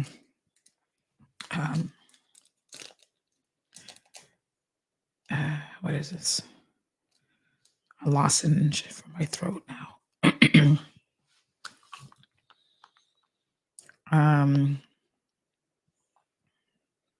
Kimberly says that at this point, everyone in the home and in the nearby homes needs to be questioned. This is so eerie. I mean, we don't want to believe that anyone has obviously done anything to this child, but to Kimberly's point, this has to be a matter.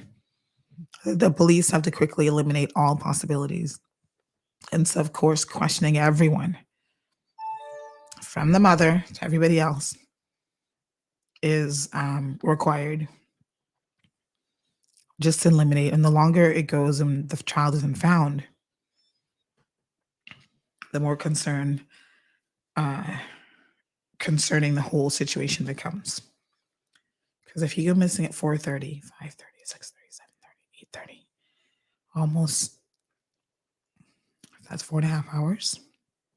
We're going into 5 hours now that a 2-year-old has been missing. So even if she fell asleep,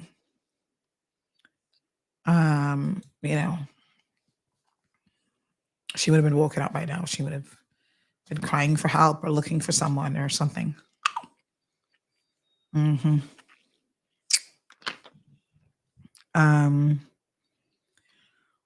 So Ruby's saying that's crazy. Well, it's one of those things that we've never really needed. So again, I think that people don't plan for, this is why contingency planning is so important. A lot of people don't plan for things until it actually happens. And then like, oh, wow, we can't have an earthquake in the Cayman Islands. Oh, wow, this can't happen. People just don't think about these things until it happens. And then you're like, oh, okay, we need to have a plan. You do kind of expect your government, though, to plan for every possible eventuality. And I would think that if it was a massive event where,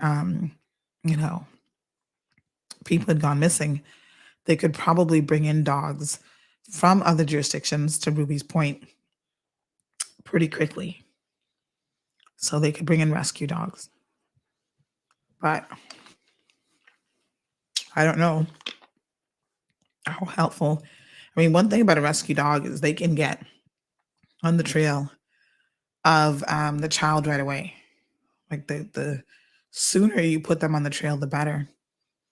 And they can certainly assist you in knowing exactly where that child is.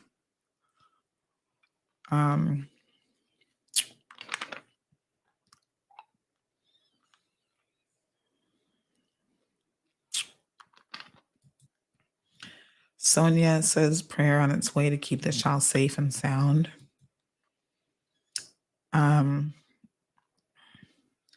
Blackberry says, how is it that the matter is reported to the police, yet so many of them don't know what's going on? Soka says, get scuba divers in the water. I think I'm dreaming, gonna wake up and tell me I dreamed a baby was missing in Cayman Brac. Darlene is in agreement with Kimberly. Blackberry says, praying that the baby's found and alive and well. The RCAPS must use this as a learning experience and develop fast response strategies for this type of situation. Jane says, I hope that they notify the airport authority. I mean, honestly, all ports of entry and exit should have been notified by now, I would have thought. So Ruby says it's missing with the amount of people that go missing. We don't normally have a lot of people going missing. So this is why this, especially children, I can't think, I stand to be corrected, but I can't think of ever hearing of a child going missing. Darlene is asking if dogs can be trained for more than one purpose. I don't know that, actually. We can certainly ask. Let's see, let's ask Google.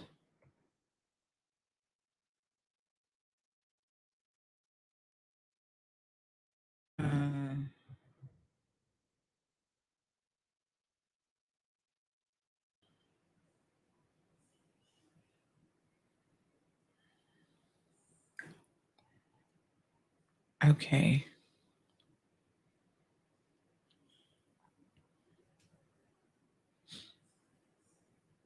So I kind of don't really, I don't know if they cross-train them. So it's very, very specific. They tell you how they're trained for narcotics.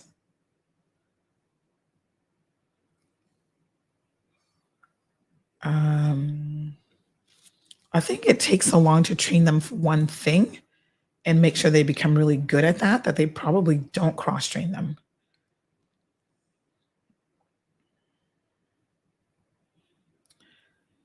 So I'll see if I can find out, but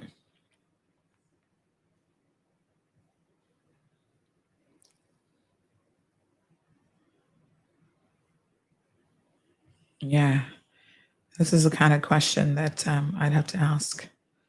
It isn't just based on what I'm reading. It looks like you're either a search and rescue recovery dog or you do other things like drugs and whatever.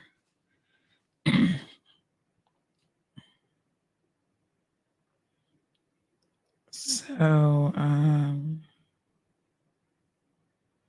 even within the search and rescue, when you're doing training for canine, you either do live or dead.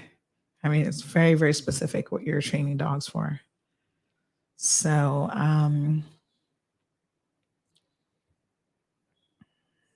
yeah. I'll see if I can get a confirmation on that, but I don't kind of think so.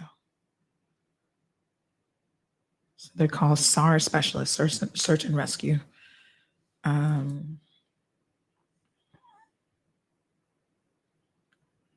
So it says here that not even within SARS, not all SAR dogs perform the same type of searches. Sorry. Some dogs are tracking or trailing dogs, and others are ear scent or area search dogs. The types overlap, but the distinction between the two guides are the training process and how the dog participates in missions. So even within tracking dogs, within search and recover, there's specific things that they can do. So a tracking dog works with their noses to the ground, and they can follow a trail of human scent, typically heavy skin particles that fall quickly to the ground or onto bushes through any type of terrain. These dogs are not searching, they're following. Tracking dogs need a last seen starting point. Good morning, Sandra speaking. Hello. Oh, sorry. I had you in mute. Sorry. Good morning. Oh, I'm sorry. I have the wrong number. Sorry, dear. Okay. Well, it might have been the right number, but this is the RCAPS. Oh, they hung up. Anyway, they were calling us back, but they thought they had the wrong number. It's okay. We've already gotten the information. So it says that the dog's not searching, they're following. So tracking dogs need a last seen starting point. an article with which the person's scent is on to work from, and an uncontaminated trail. For a tracking dog, this time is an issue.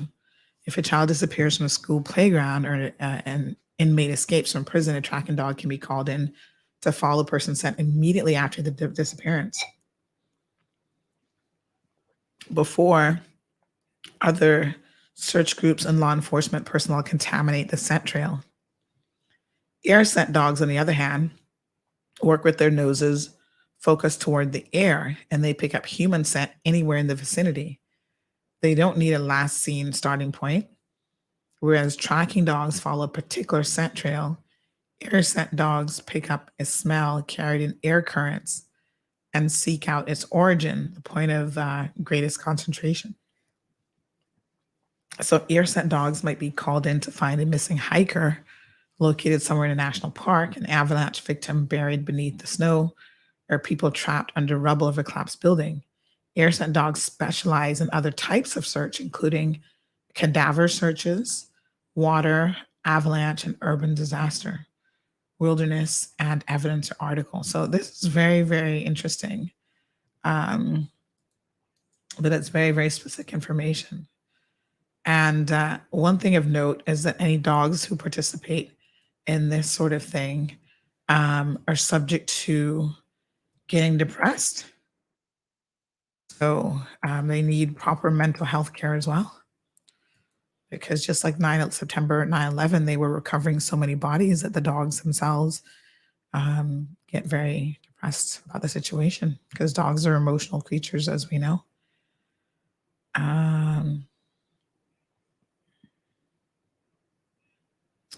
Here's what they said about 9/11. They said the devastation of 9/11 actually caused many of the SARS dogs to become depressed because the search for survivors was futile. The dogs are rewarded when they find survivors, and at ground zero, there were so few people found alive and such an overwhelming smell of death, the dogs were affected. Some never worked as SARS dogs again. Oh my God. That's horrible. Oh my God. Can you imagine? Ugh, I feel sorry for those poor dogs. And Linda says this is so weird, though. Yeah. So, in terms of the location of somebody just asked for the location. So this is kind of where it's at on the south side of Cayman Brac. And it's an apartment complex. So presumably, I don't know how big this apartment complex is, but presumably some other people live there. So Jonathan is starting to ask detective level questions, like, is the mother with the dad or with a boyfriend? So we understand that she has a boyfriend, which I do not believe is the father of this child. Elizabeth, someone says someone has to know something, and that is normally the case, that people do know. And so we're asking, if you know something, to please come forward. So thanks, Cara. So again, Jonathan says one way in and out of the apartment. Do they have a broken window?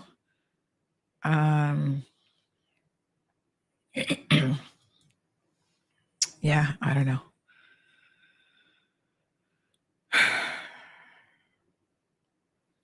JD says, I think the obvious question is, were all the doors and windows locked? Were any found open or keys missing? Quincy, I'm assuming that you're still in Cayman Brac. A case of postpartum depression. Oh.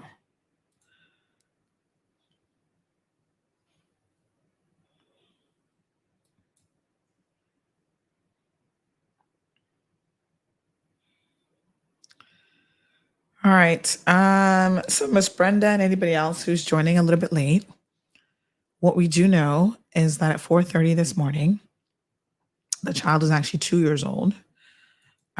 She went missing from her family apartment on the south side of Cayman Brac. The story goes that the mother woke up and changed her diaper and put her back down. And essentially, she has not been seen since, but she missed her within minutes of putting her back down. The boyfriend went outside to have a smoke, and the child disappeared. So we have confirmation, by the way, from the regiment. They're now acting very quickly now that they're aware of the situation. They've replied and said, many thanks for this absolutely horrible situation. I've been in contact with the district commissioner in the BRAC, and we have warned our BRAC team of just waiting from direction from the BRAC as to what they need. So, yes.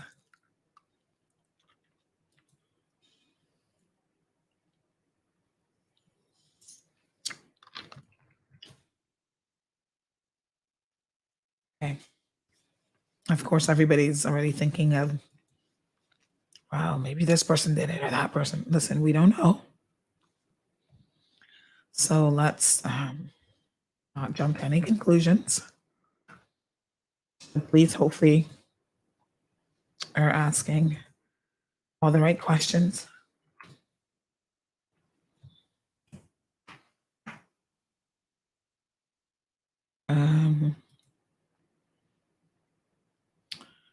So these townhouses, I don't know how many units there are.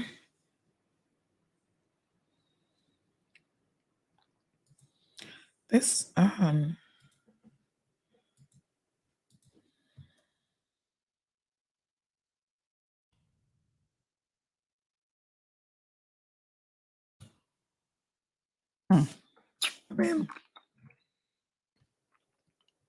it looks like this place is like a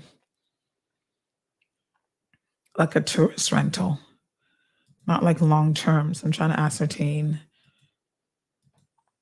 if the mother was staying there long term or what the situation was. It's just based on what someone sent me. Sorry. It does kind of look like it was.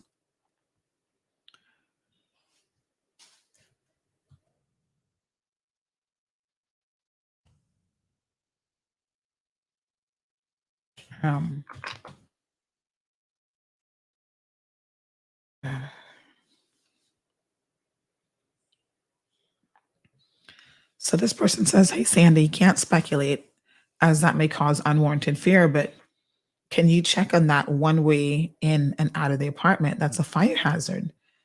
There has to be a second one by law.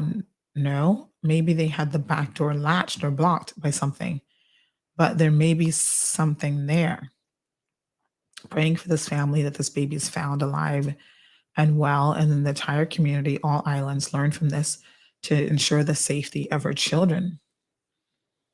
So that's a valid question, I feel like, because as far as I'm aware, planning doesn't allow you to have the exact same reason that the listeners to the program mentioned. You can't have just one way in and out for safety reasons. So interesting. So someone said that she just signed a lease a few weeks ago.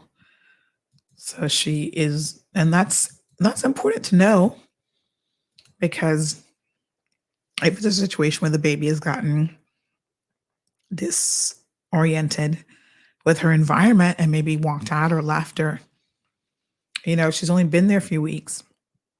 Sometimes it takes children a minute to get more familiar with their surroundings, right? So Ruby, we've done that already. And I think the most that we're going to get from them is what Mr. Kurt Walton shared. So she was suggesting contacting the police. So we did. We contacted the BRAC location. When they eventually answered the phone, they said, contact Grand Cayman. Grand Cayman was like, speak to the sergeant and duty, speak to PR. Someone WhatsApp me Mr. Kurt Walton's number. He just got into his office. He was able to check messages. He said that he'd just seen the messages coming in, and he has confirmed that a report has been made, that they're organizing a search and rescue team that includes the Cayman Islands Fire Service and so forth. I wish there was someone there in the Brac that could do a live stream for us at that location so that we could kind of see, what's going on. But in lieu of that, folks, that's the latest information that we have. We just informed the regiment about the situation. They've said that they have now contacted the police and they are prepared to help in any way that they can.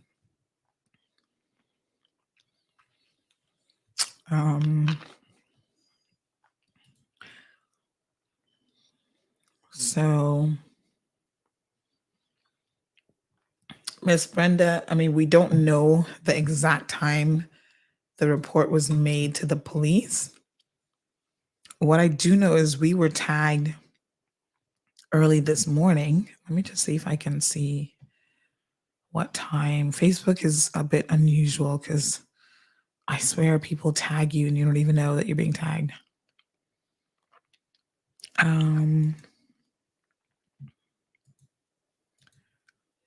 So we were tagged, I want to say, what time would that have been this morning?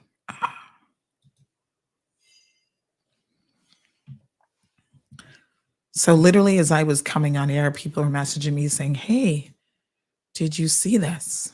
And I was like, no, I didn't. So I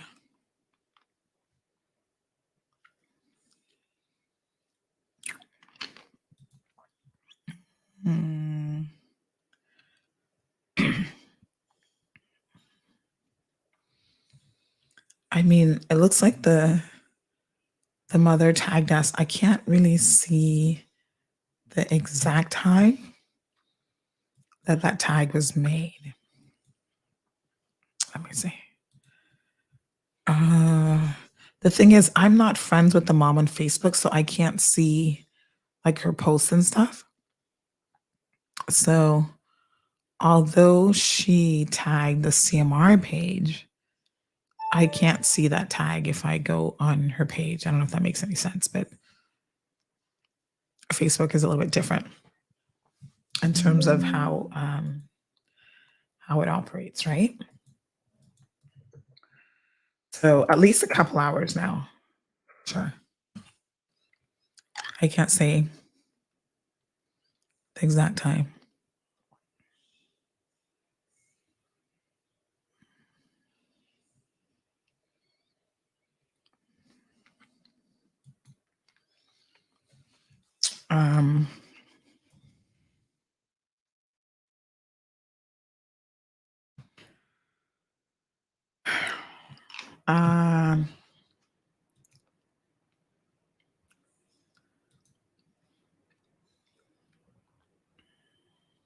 All right, so we just heard back from the PR person from the RCAPS, basically saying emergency services and members of the public are currently conducting a search on the Brac. We're working on a PR to release, just firming up the details. So nothing that we didn't already know.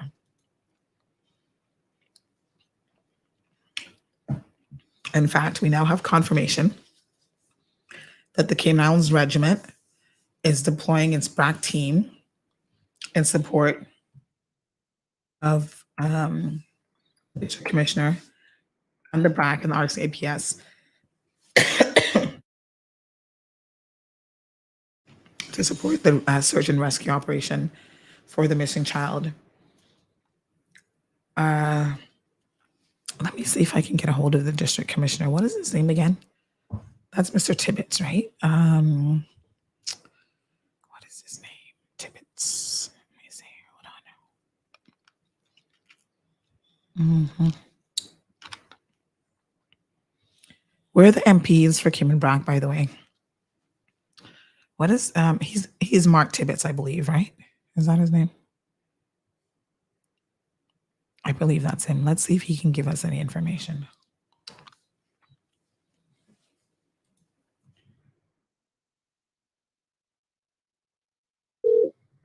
This number does not subscribe to a voice mailbox service. Please try your call again later. Thank you. What is it? We're trying to reach people in the Brac. Lord, I need to call Brackers more often. You can't reach them? All right, let's try him in WhatsApp.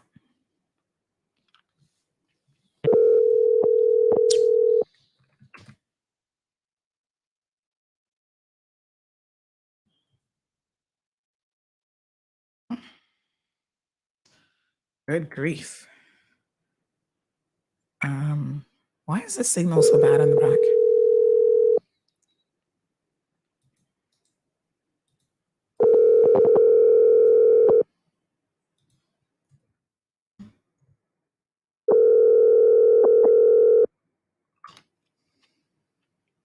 Go on. Mr. Mark. Hello. Hi, Mark.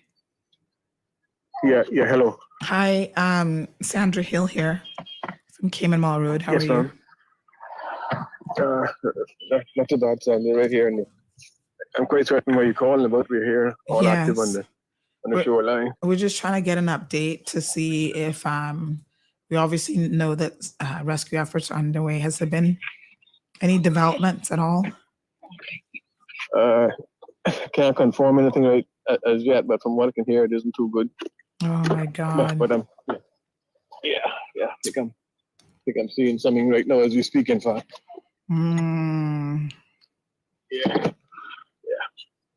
Yeah. Okay. All right.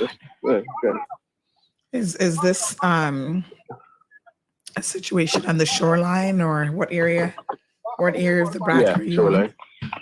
I see it. Yeah. Oh my God. Yeah. All right. Sandra, can I talk to you later? Yes, please. Okay, dear. Okay, bye-bye. Oh my God.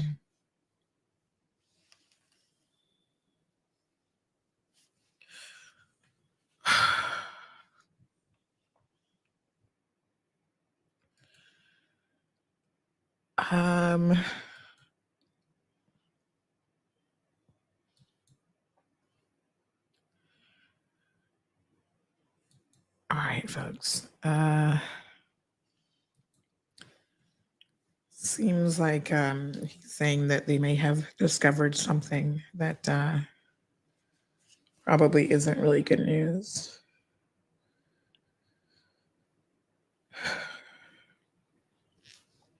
But let's just try to until we know for sure.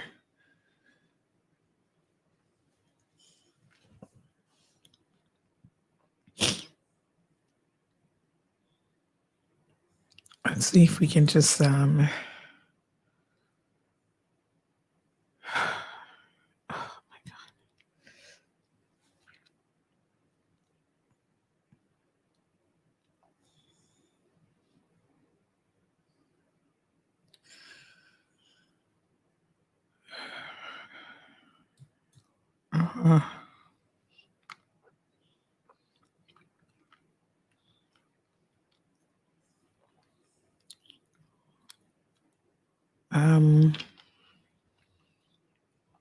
all right, so that was the district commissioner.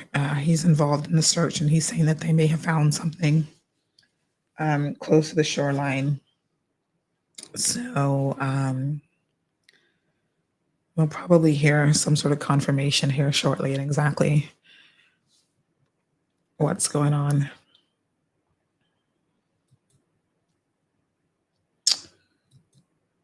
It doesn't sound like it's what we wanted to hear, that's for sure.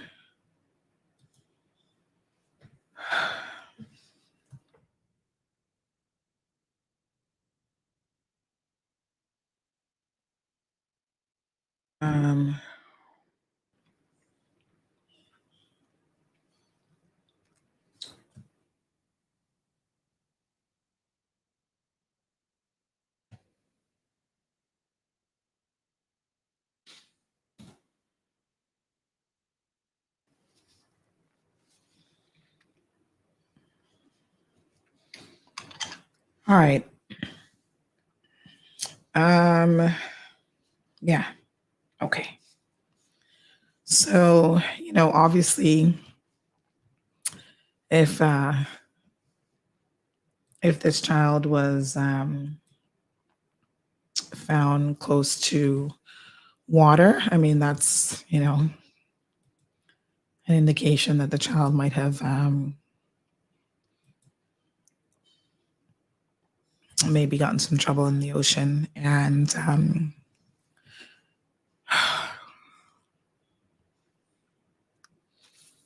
it's so hard because obviously a 2-year-old, a lot of us don't think yet about, even just making sure that a 2-year-old can swim or can, know how to float. And this is, when you're surrounded by water, I think this is one of the things that you've got to definitely be mindful of.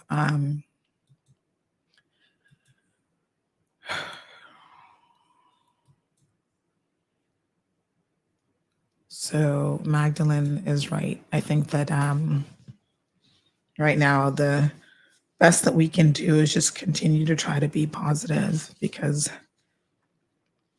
we only know in the moment kind of what was said on that call. All right.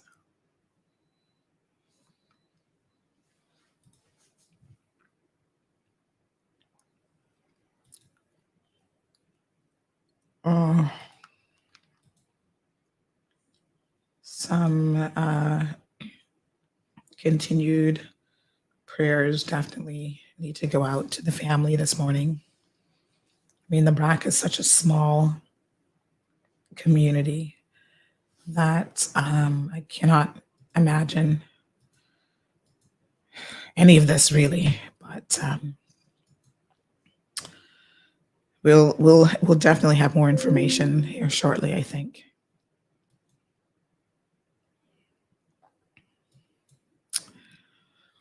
So Ms. Darlene is saying, please stay with us. Let me see how long.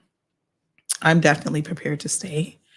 Let me just try to ascertain how long we can keep the on-air feed going, because I know that normally they will, it's like an automated thing. So let me just message them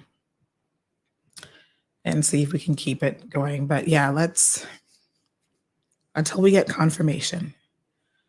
Although that, initial feedback didn't really sound positive. Let's just wait until we get some better information from on the ground. Someone was saying if Quincy could try to get us some information, but I don't know what Quincy's state of mind is these days, Jal. So I'm not trying to stress Quincy out in any way, shape, or form. Let's do this. I'm going to take a quick break.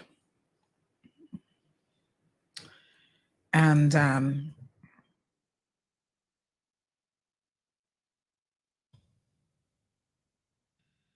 me try to call some people off air, because I do have some contacts who are going to be in a position to tell me something, but obviously they are not going to.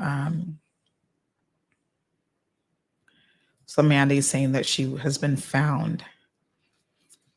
All right, let me make a few calls. Let's just take a commercial break. We'll listen to some filler music, and I'll be right back as soon as I possibly can.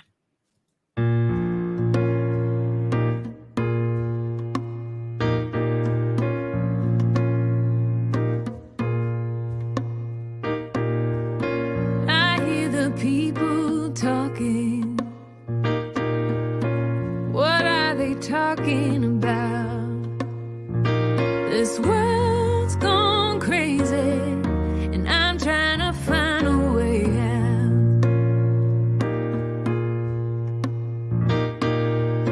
Nobody knows where we're going, or if we're going at all. Nobody cares if we stand, if we have nowhere to fall. It's a singing symphony, playing as the ship goes down. It's a porcelain epiphany, breaking if it hits the ground. I gotta find a way out.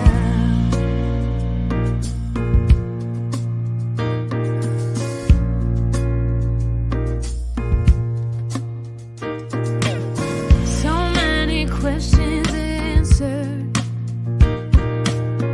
without an answer to tell.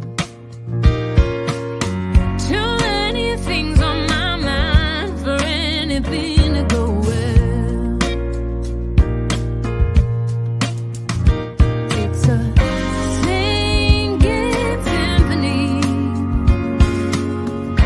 playing as the ship goes down. It's a porcelain epiphany, breaking if it hits the ground. I gotta find a way out.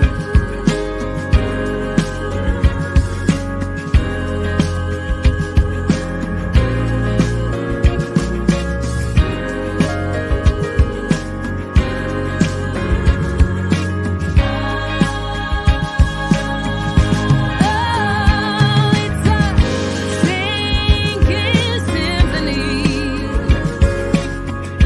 playing as the ship goes down. It's a porcelain epiphany, breaking if it hits the ground. I gotta find a way out.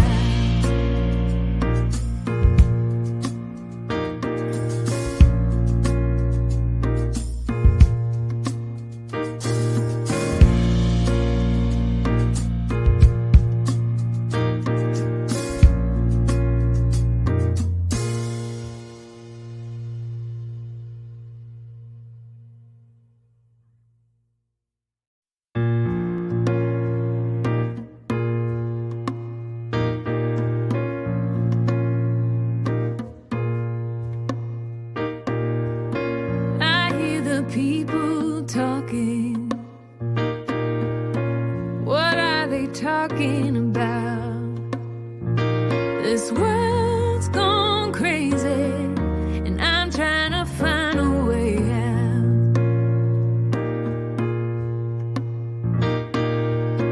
Nobody knows where we're going, or if we're going at all. Nobody cares if we stand, if we have nowhere to fall. It's a singing symphony, playing as the ship goes down. It's a porcelain epiphany, breaking if it hits the ground. I gotta find a way out.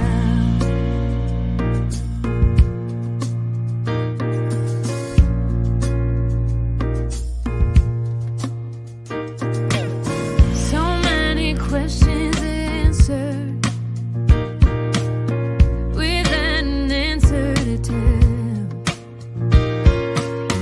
Too many things on my mind for anything to go well.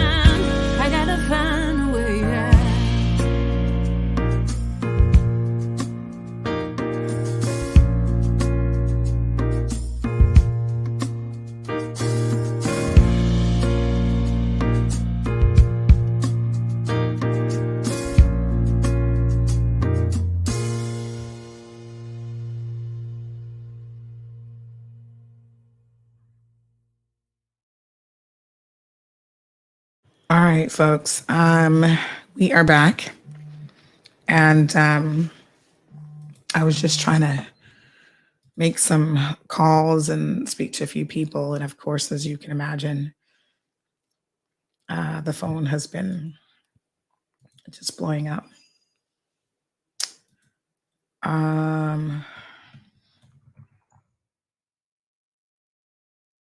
So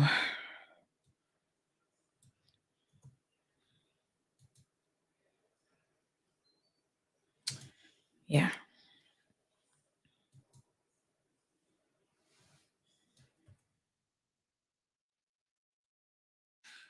All right. So just to be very, very clear, this information is coming from multiple sources on the BRAC. It's not the police, because we'd probably get that this evening. So always understand how, this platform works in terms of in a situation like this. But we've gotten it from multiple sources connected to the search and rescue efforts, people who work for government, off record, of course, unfortunately have confirmed this morning that the child has been found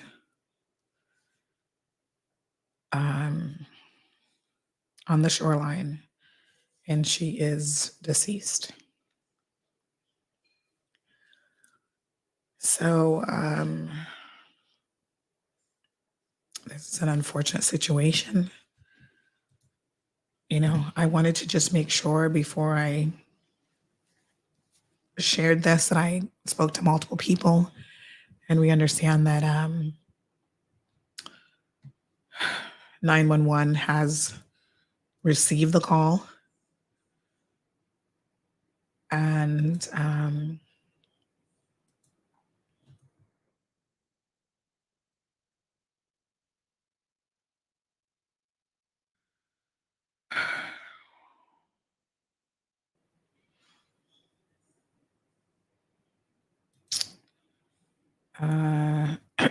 she's been found basically a mile away from where she lived. And basically, we've just heard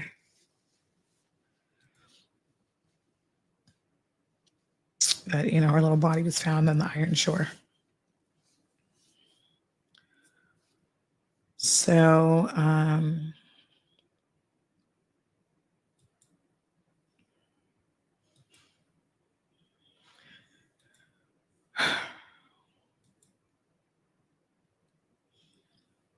this is undoubtedly an extremely difficult time for everyone involved. Already, I'm hearing stories of what people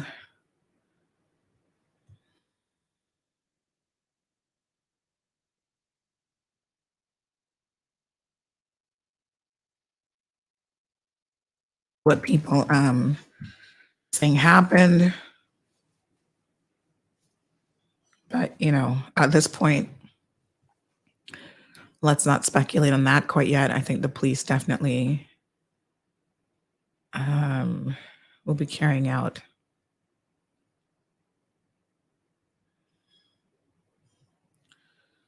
their respective investigations.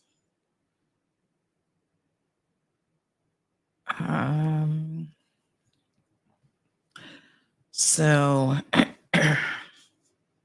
someone just shared that World Drowning Prevention Day, quite ironically, was just yesterday.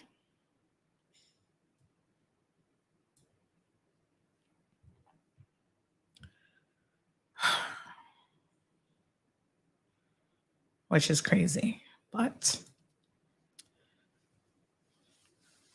I mean, a 2-year-old should never be outside by itself, like unattended. Like, I have so many questions in my mind about how that even happened. How is that even possible? I don't know.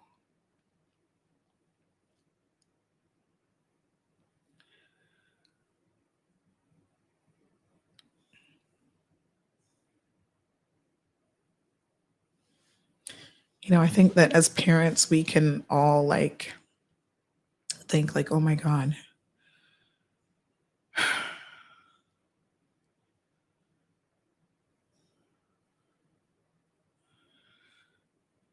Uh,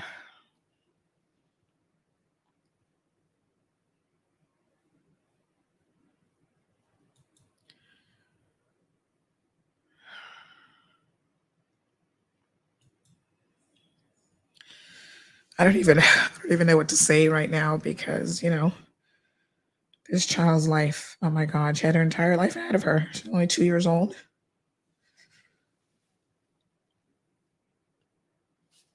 I feel like we just need to do so much better for our kids.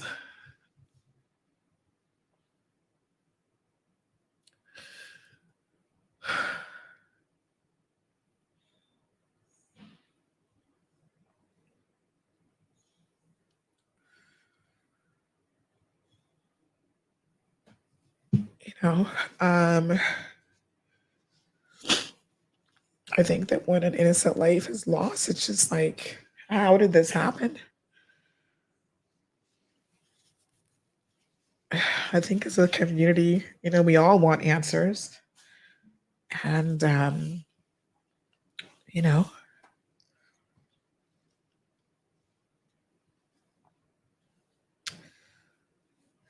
we have a collective responsibility to protect our children, but the most important responsibility lies with the parents.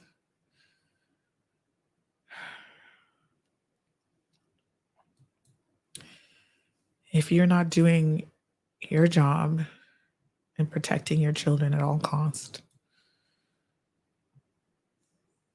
there's only so much that society can do. You know?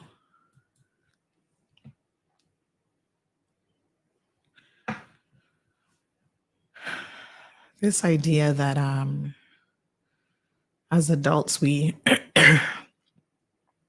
get to have a life that we put before our children, to me, is like, I don't understand it. I'm like, why have children? If you listen, if you want to live your life, best life ever or whatever, not a care in the world, you can do that.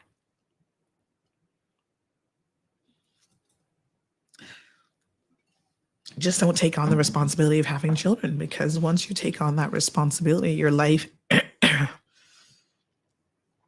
in many respects isn't your own.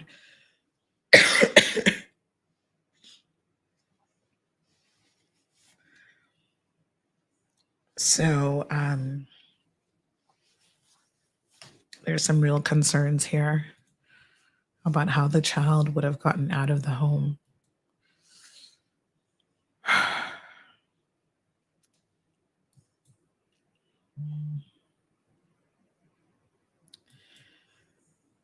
This certainly is not what we wanted to hear.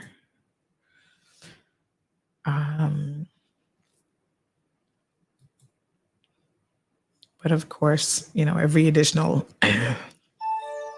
minute that went on, I think we all appreciated that this was a possibility. And so now I think we just want to know how and why did this happen?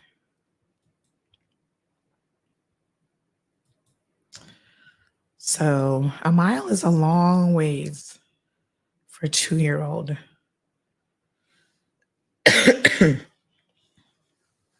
To travel by themselves? I don't know.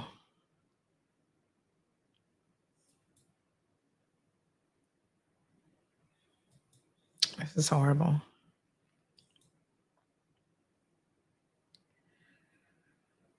And,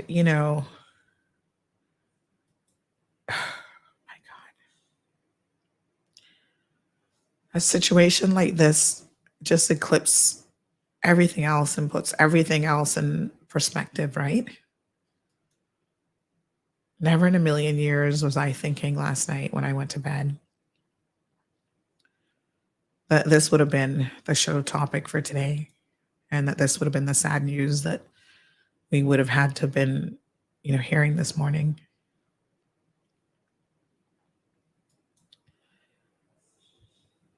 But Miss Darlene says needs to determine so many things like the what and the how this happened in such a short time and so far away. So terribly sad. So yeah, there are a lot of questions. The police now have a task of investigating this to see exactly how that happened. Because let's be quite clear. 4:30 in the morning, if you say you change your diaper at 4:30, and then within minutes of that, you notice her missing, how far can a child go on her own at 4:30 in the morning? Even if she had gotten out and you didn't hear her or whatever, you start calling for her right away outside in the yard. Like, I don't understand how a child could get out of your yard if you missed her within 5 or 10 minutes even. So there are a lot of questions. And this little baby has had her life, cut short at the age of 2. And I feel like we owe her to know what happened. And if somebody was negligent, then they have to answer to that. Or heaven forbid, anything was purposely done to her.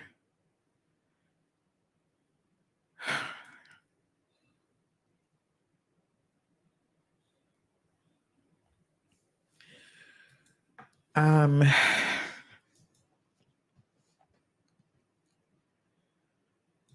know.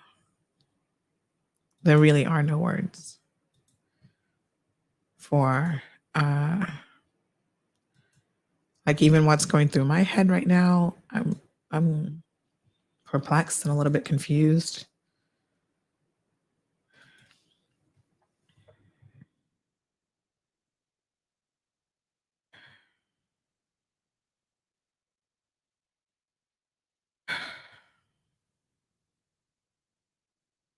So this is the sort of thing that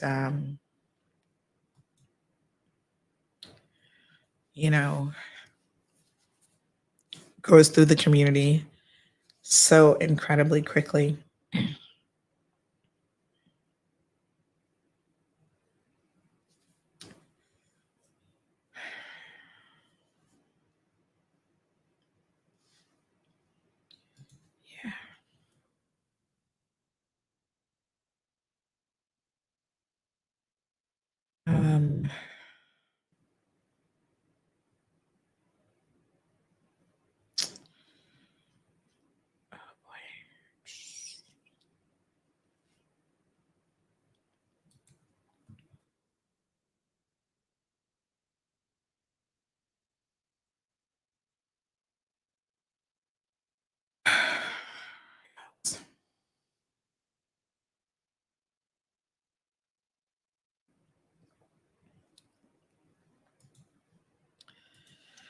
Um, Debbie says, I have so many questions, but I will let the police do their job. I think that's at this stage, that's exactly what we all need to allow to happen. Tara is sending prayers for the mother and the entire family. Cayman Routes says, how can this be? It's just a lot of questions for sure. So folks, if for some reason you're just joining the show and you have no idea what we've been talking about all morning, a 2-year-old child in Cayman Brac went missing around 4:30 in the morning is what the mother has shared. And unfortunately, we got confirmation a little while ago. We were actually talking on the phone with the district commissioner when they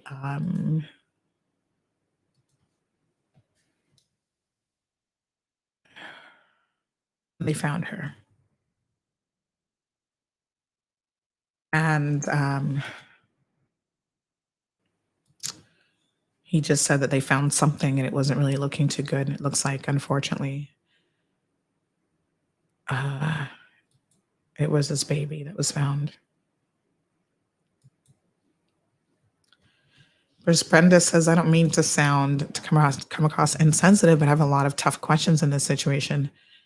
Might come across as harsh, but that's the detective in me. I think a lot of us have a lot of questions. They said on the iron shore, Jonathan, and some seaweed is what somebody else just said. So of course, these are the details that as Caymanians now everybody's starting to talk about the situation. And the police are still working on their press statement that she's missing. We haven't even gotten that from them yet. So I guess once they put that together, nothing has been updated on their website. They haven't emailed anything out. So I guess once they release something, it'll be that her body was recovered. So Andrew, for the benefit of yourself and others who are tuning in late, this young lady has been, the baby, 2 years old, has been found. So Jonathan, we don't have any of those questions yet. Jonathan wants to know if she was fully clothed with shoes. Obviously, we wouldn't know. Some babies just sleep in their little diapers, maybe a t-shirt or whatever. If it's really hot, some parents just leave them in just a diaper.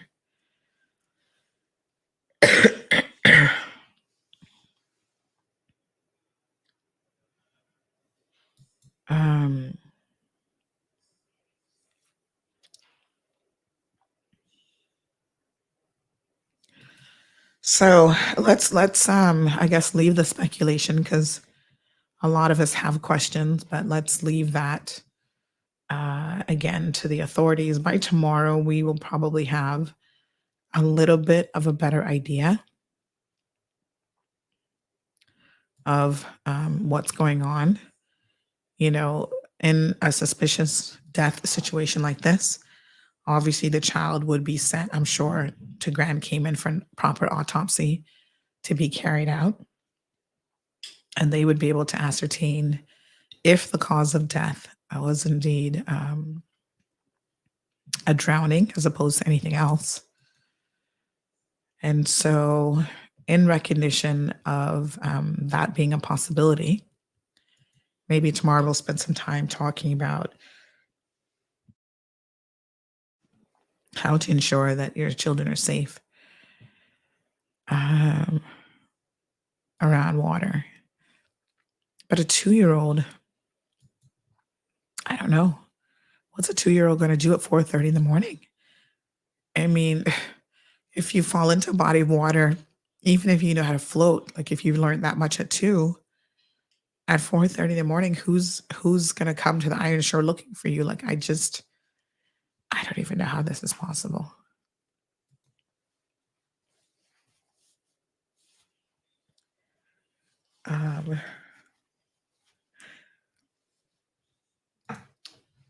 Thank you, Miss Brenda, for that. Yeah, I'm not going to go too much into overtime because I feel like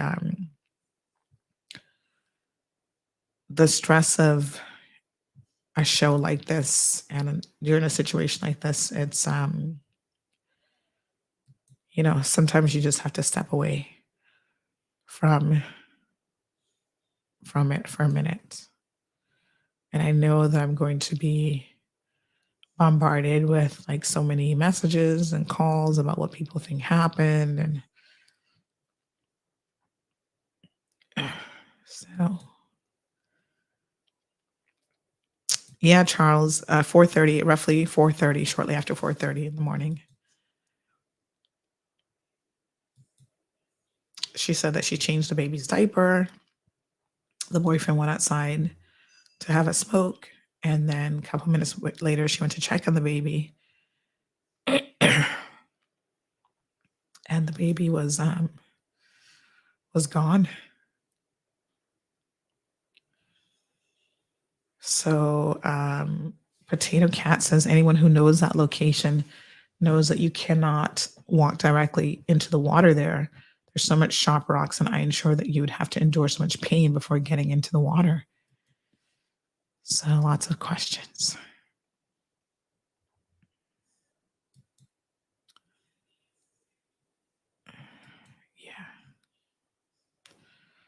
Yep. So, we definitely need a proper investigation in this situation.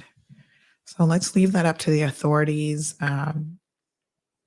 I don't know if they'll be willing to perhaps, do an initial preliminary interview a bit later on.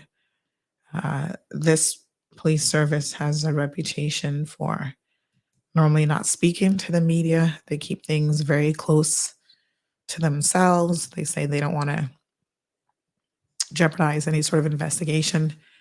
And sometimes people just want, just a nugget of information. But I think at this point, we've done as much as we can do here this morning.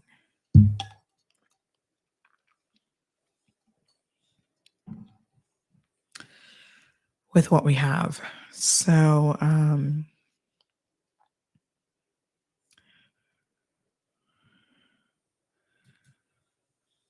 Leanne, thank you. Dawn, saying this is just so sad.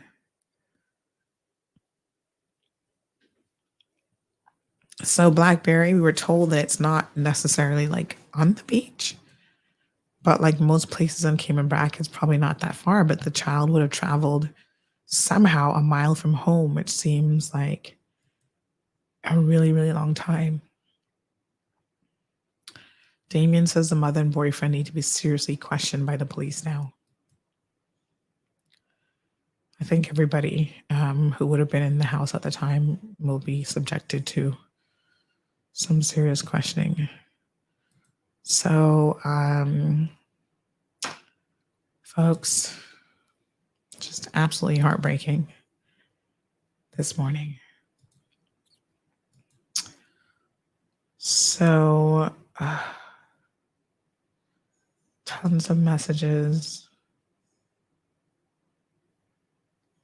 Coming in. All right, so what I'll try to do is, obviously try to get as much information as we can. And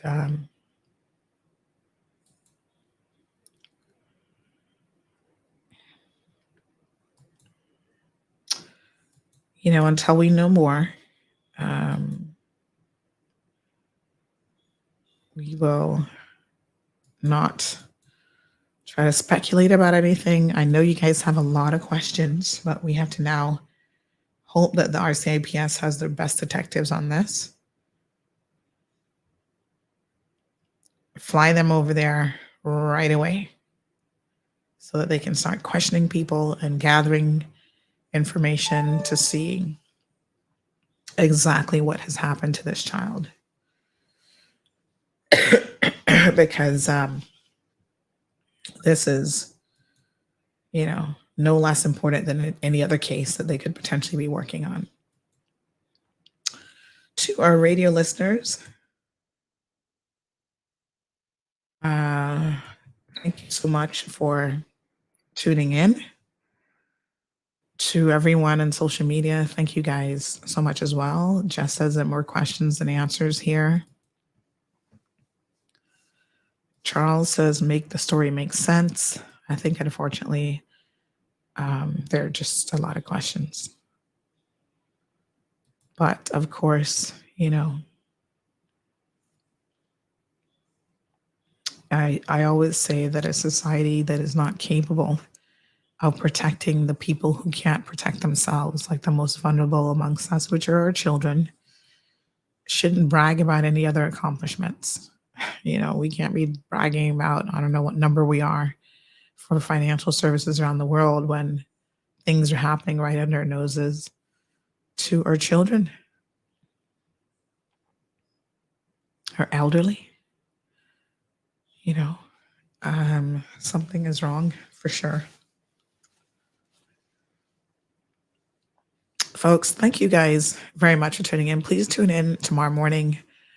We will bring you the latest updates in the morning in terms of what we know. If we can get anyone that is willing to provide more information, then we will certainly advise you of any updates that we may get as well. And our condolences is definitely being extended to the family. If this was a horrible accident or somebody was negligent, I hope that they don't waste anybody's time and they just tell the truth, tell the authorities exactly what happened so that this child can truly be laid to rest. And I'm sure there's a lot of important takeaways from this situation that we will ultimately be reflecting on.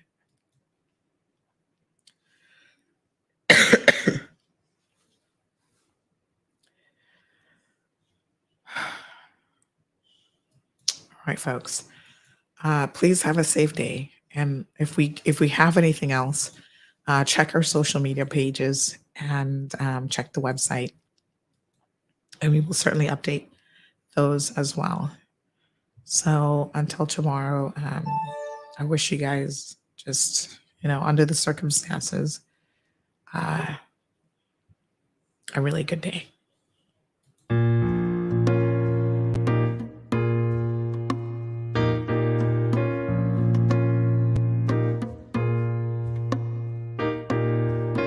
I hear the people talking.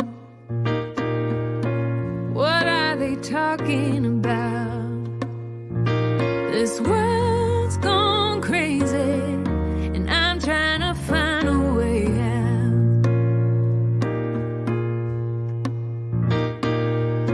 Nobody knows where we're going, or if we're going at all. Nobody cares if we stand, if we have nowhere to fall. It's a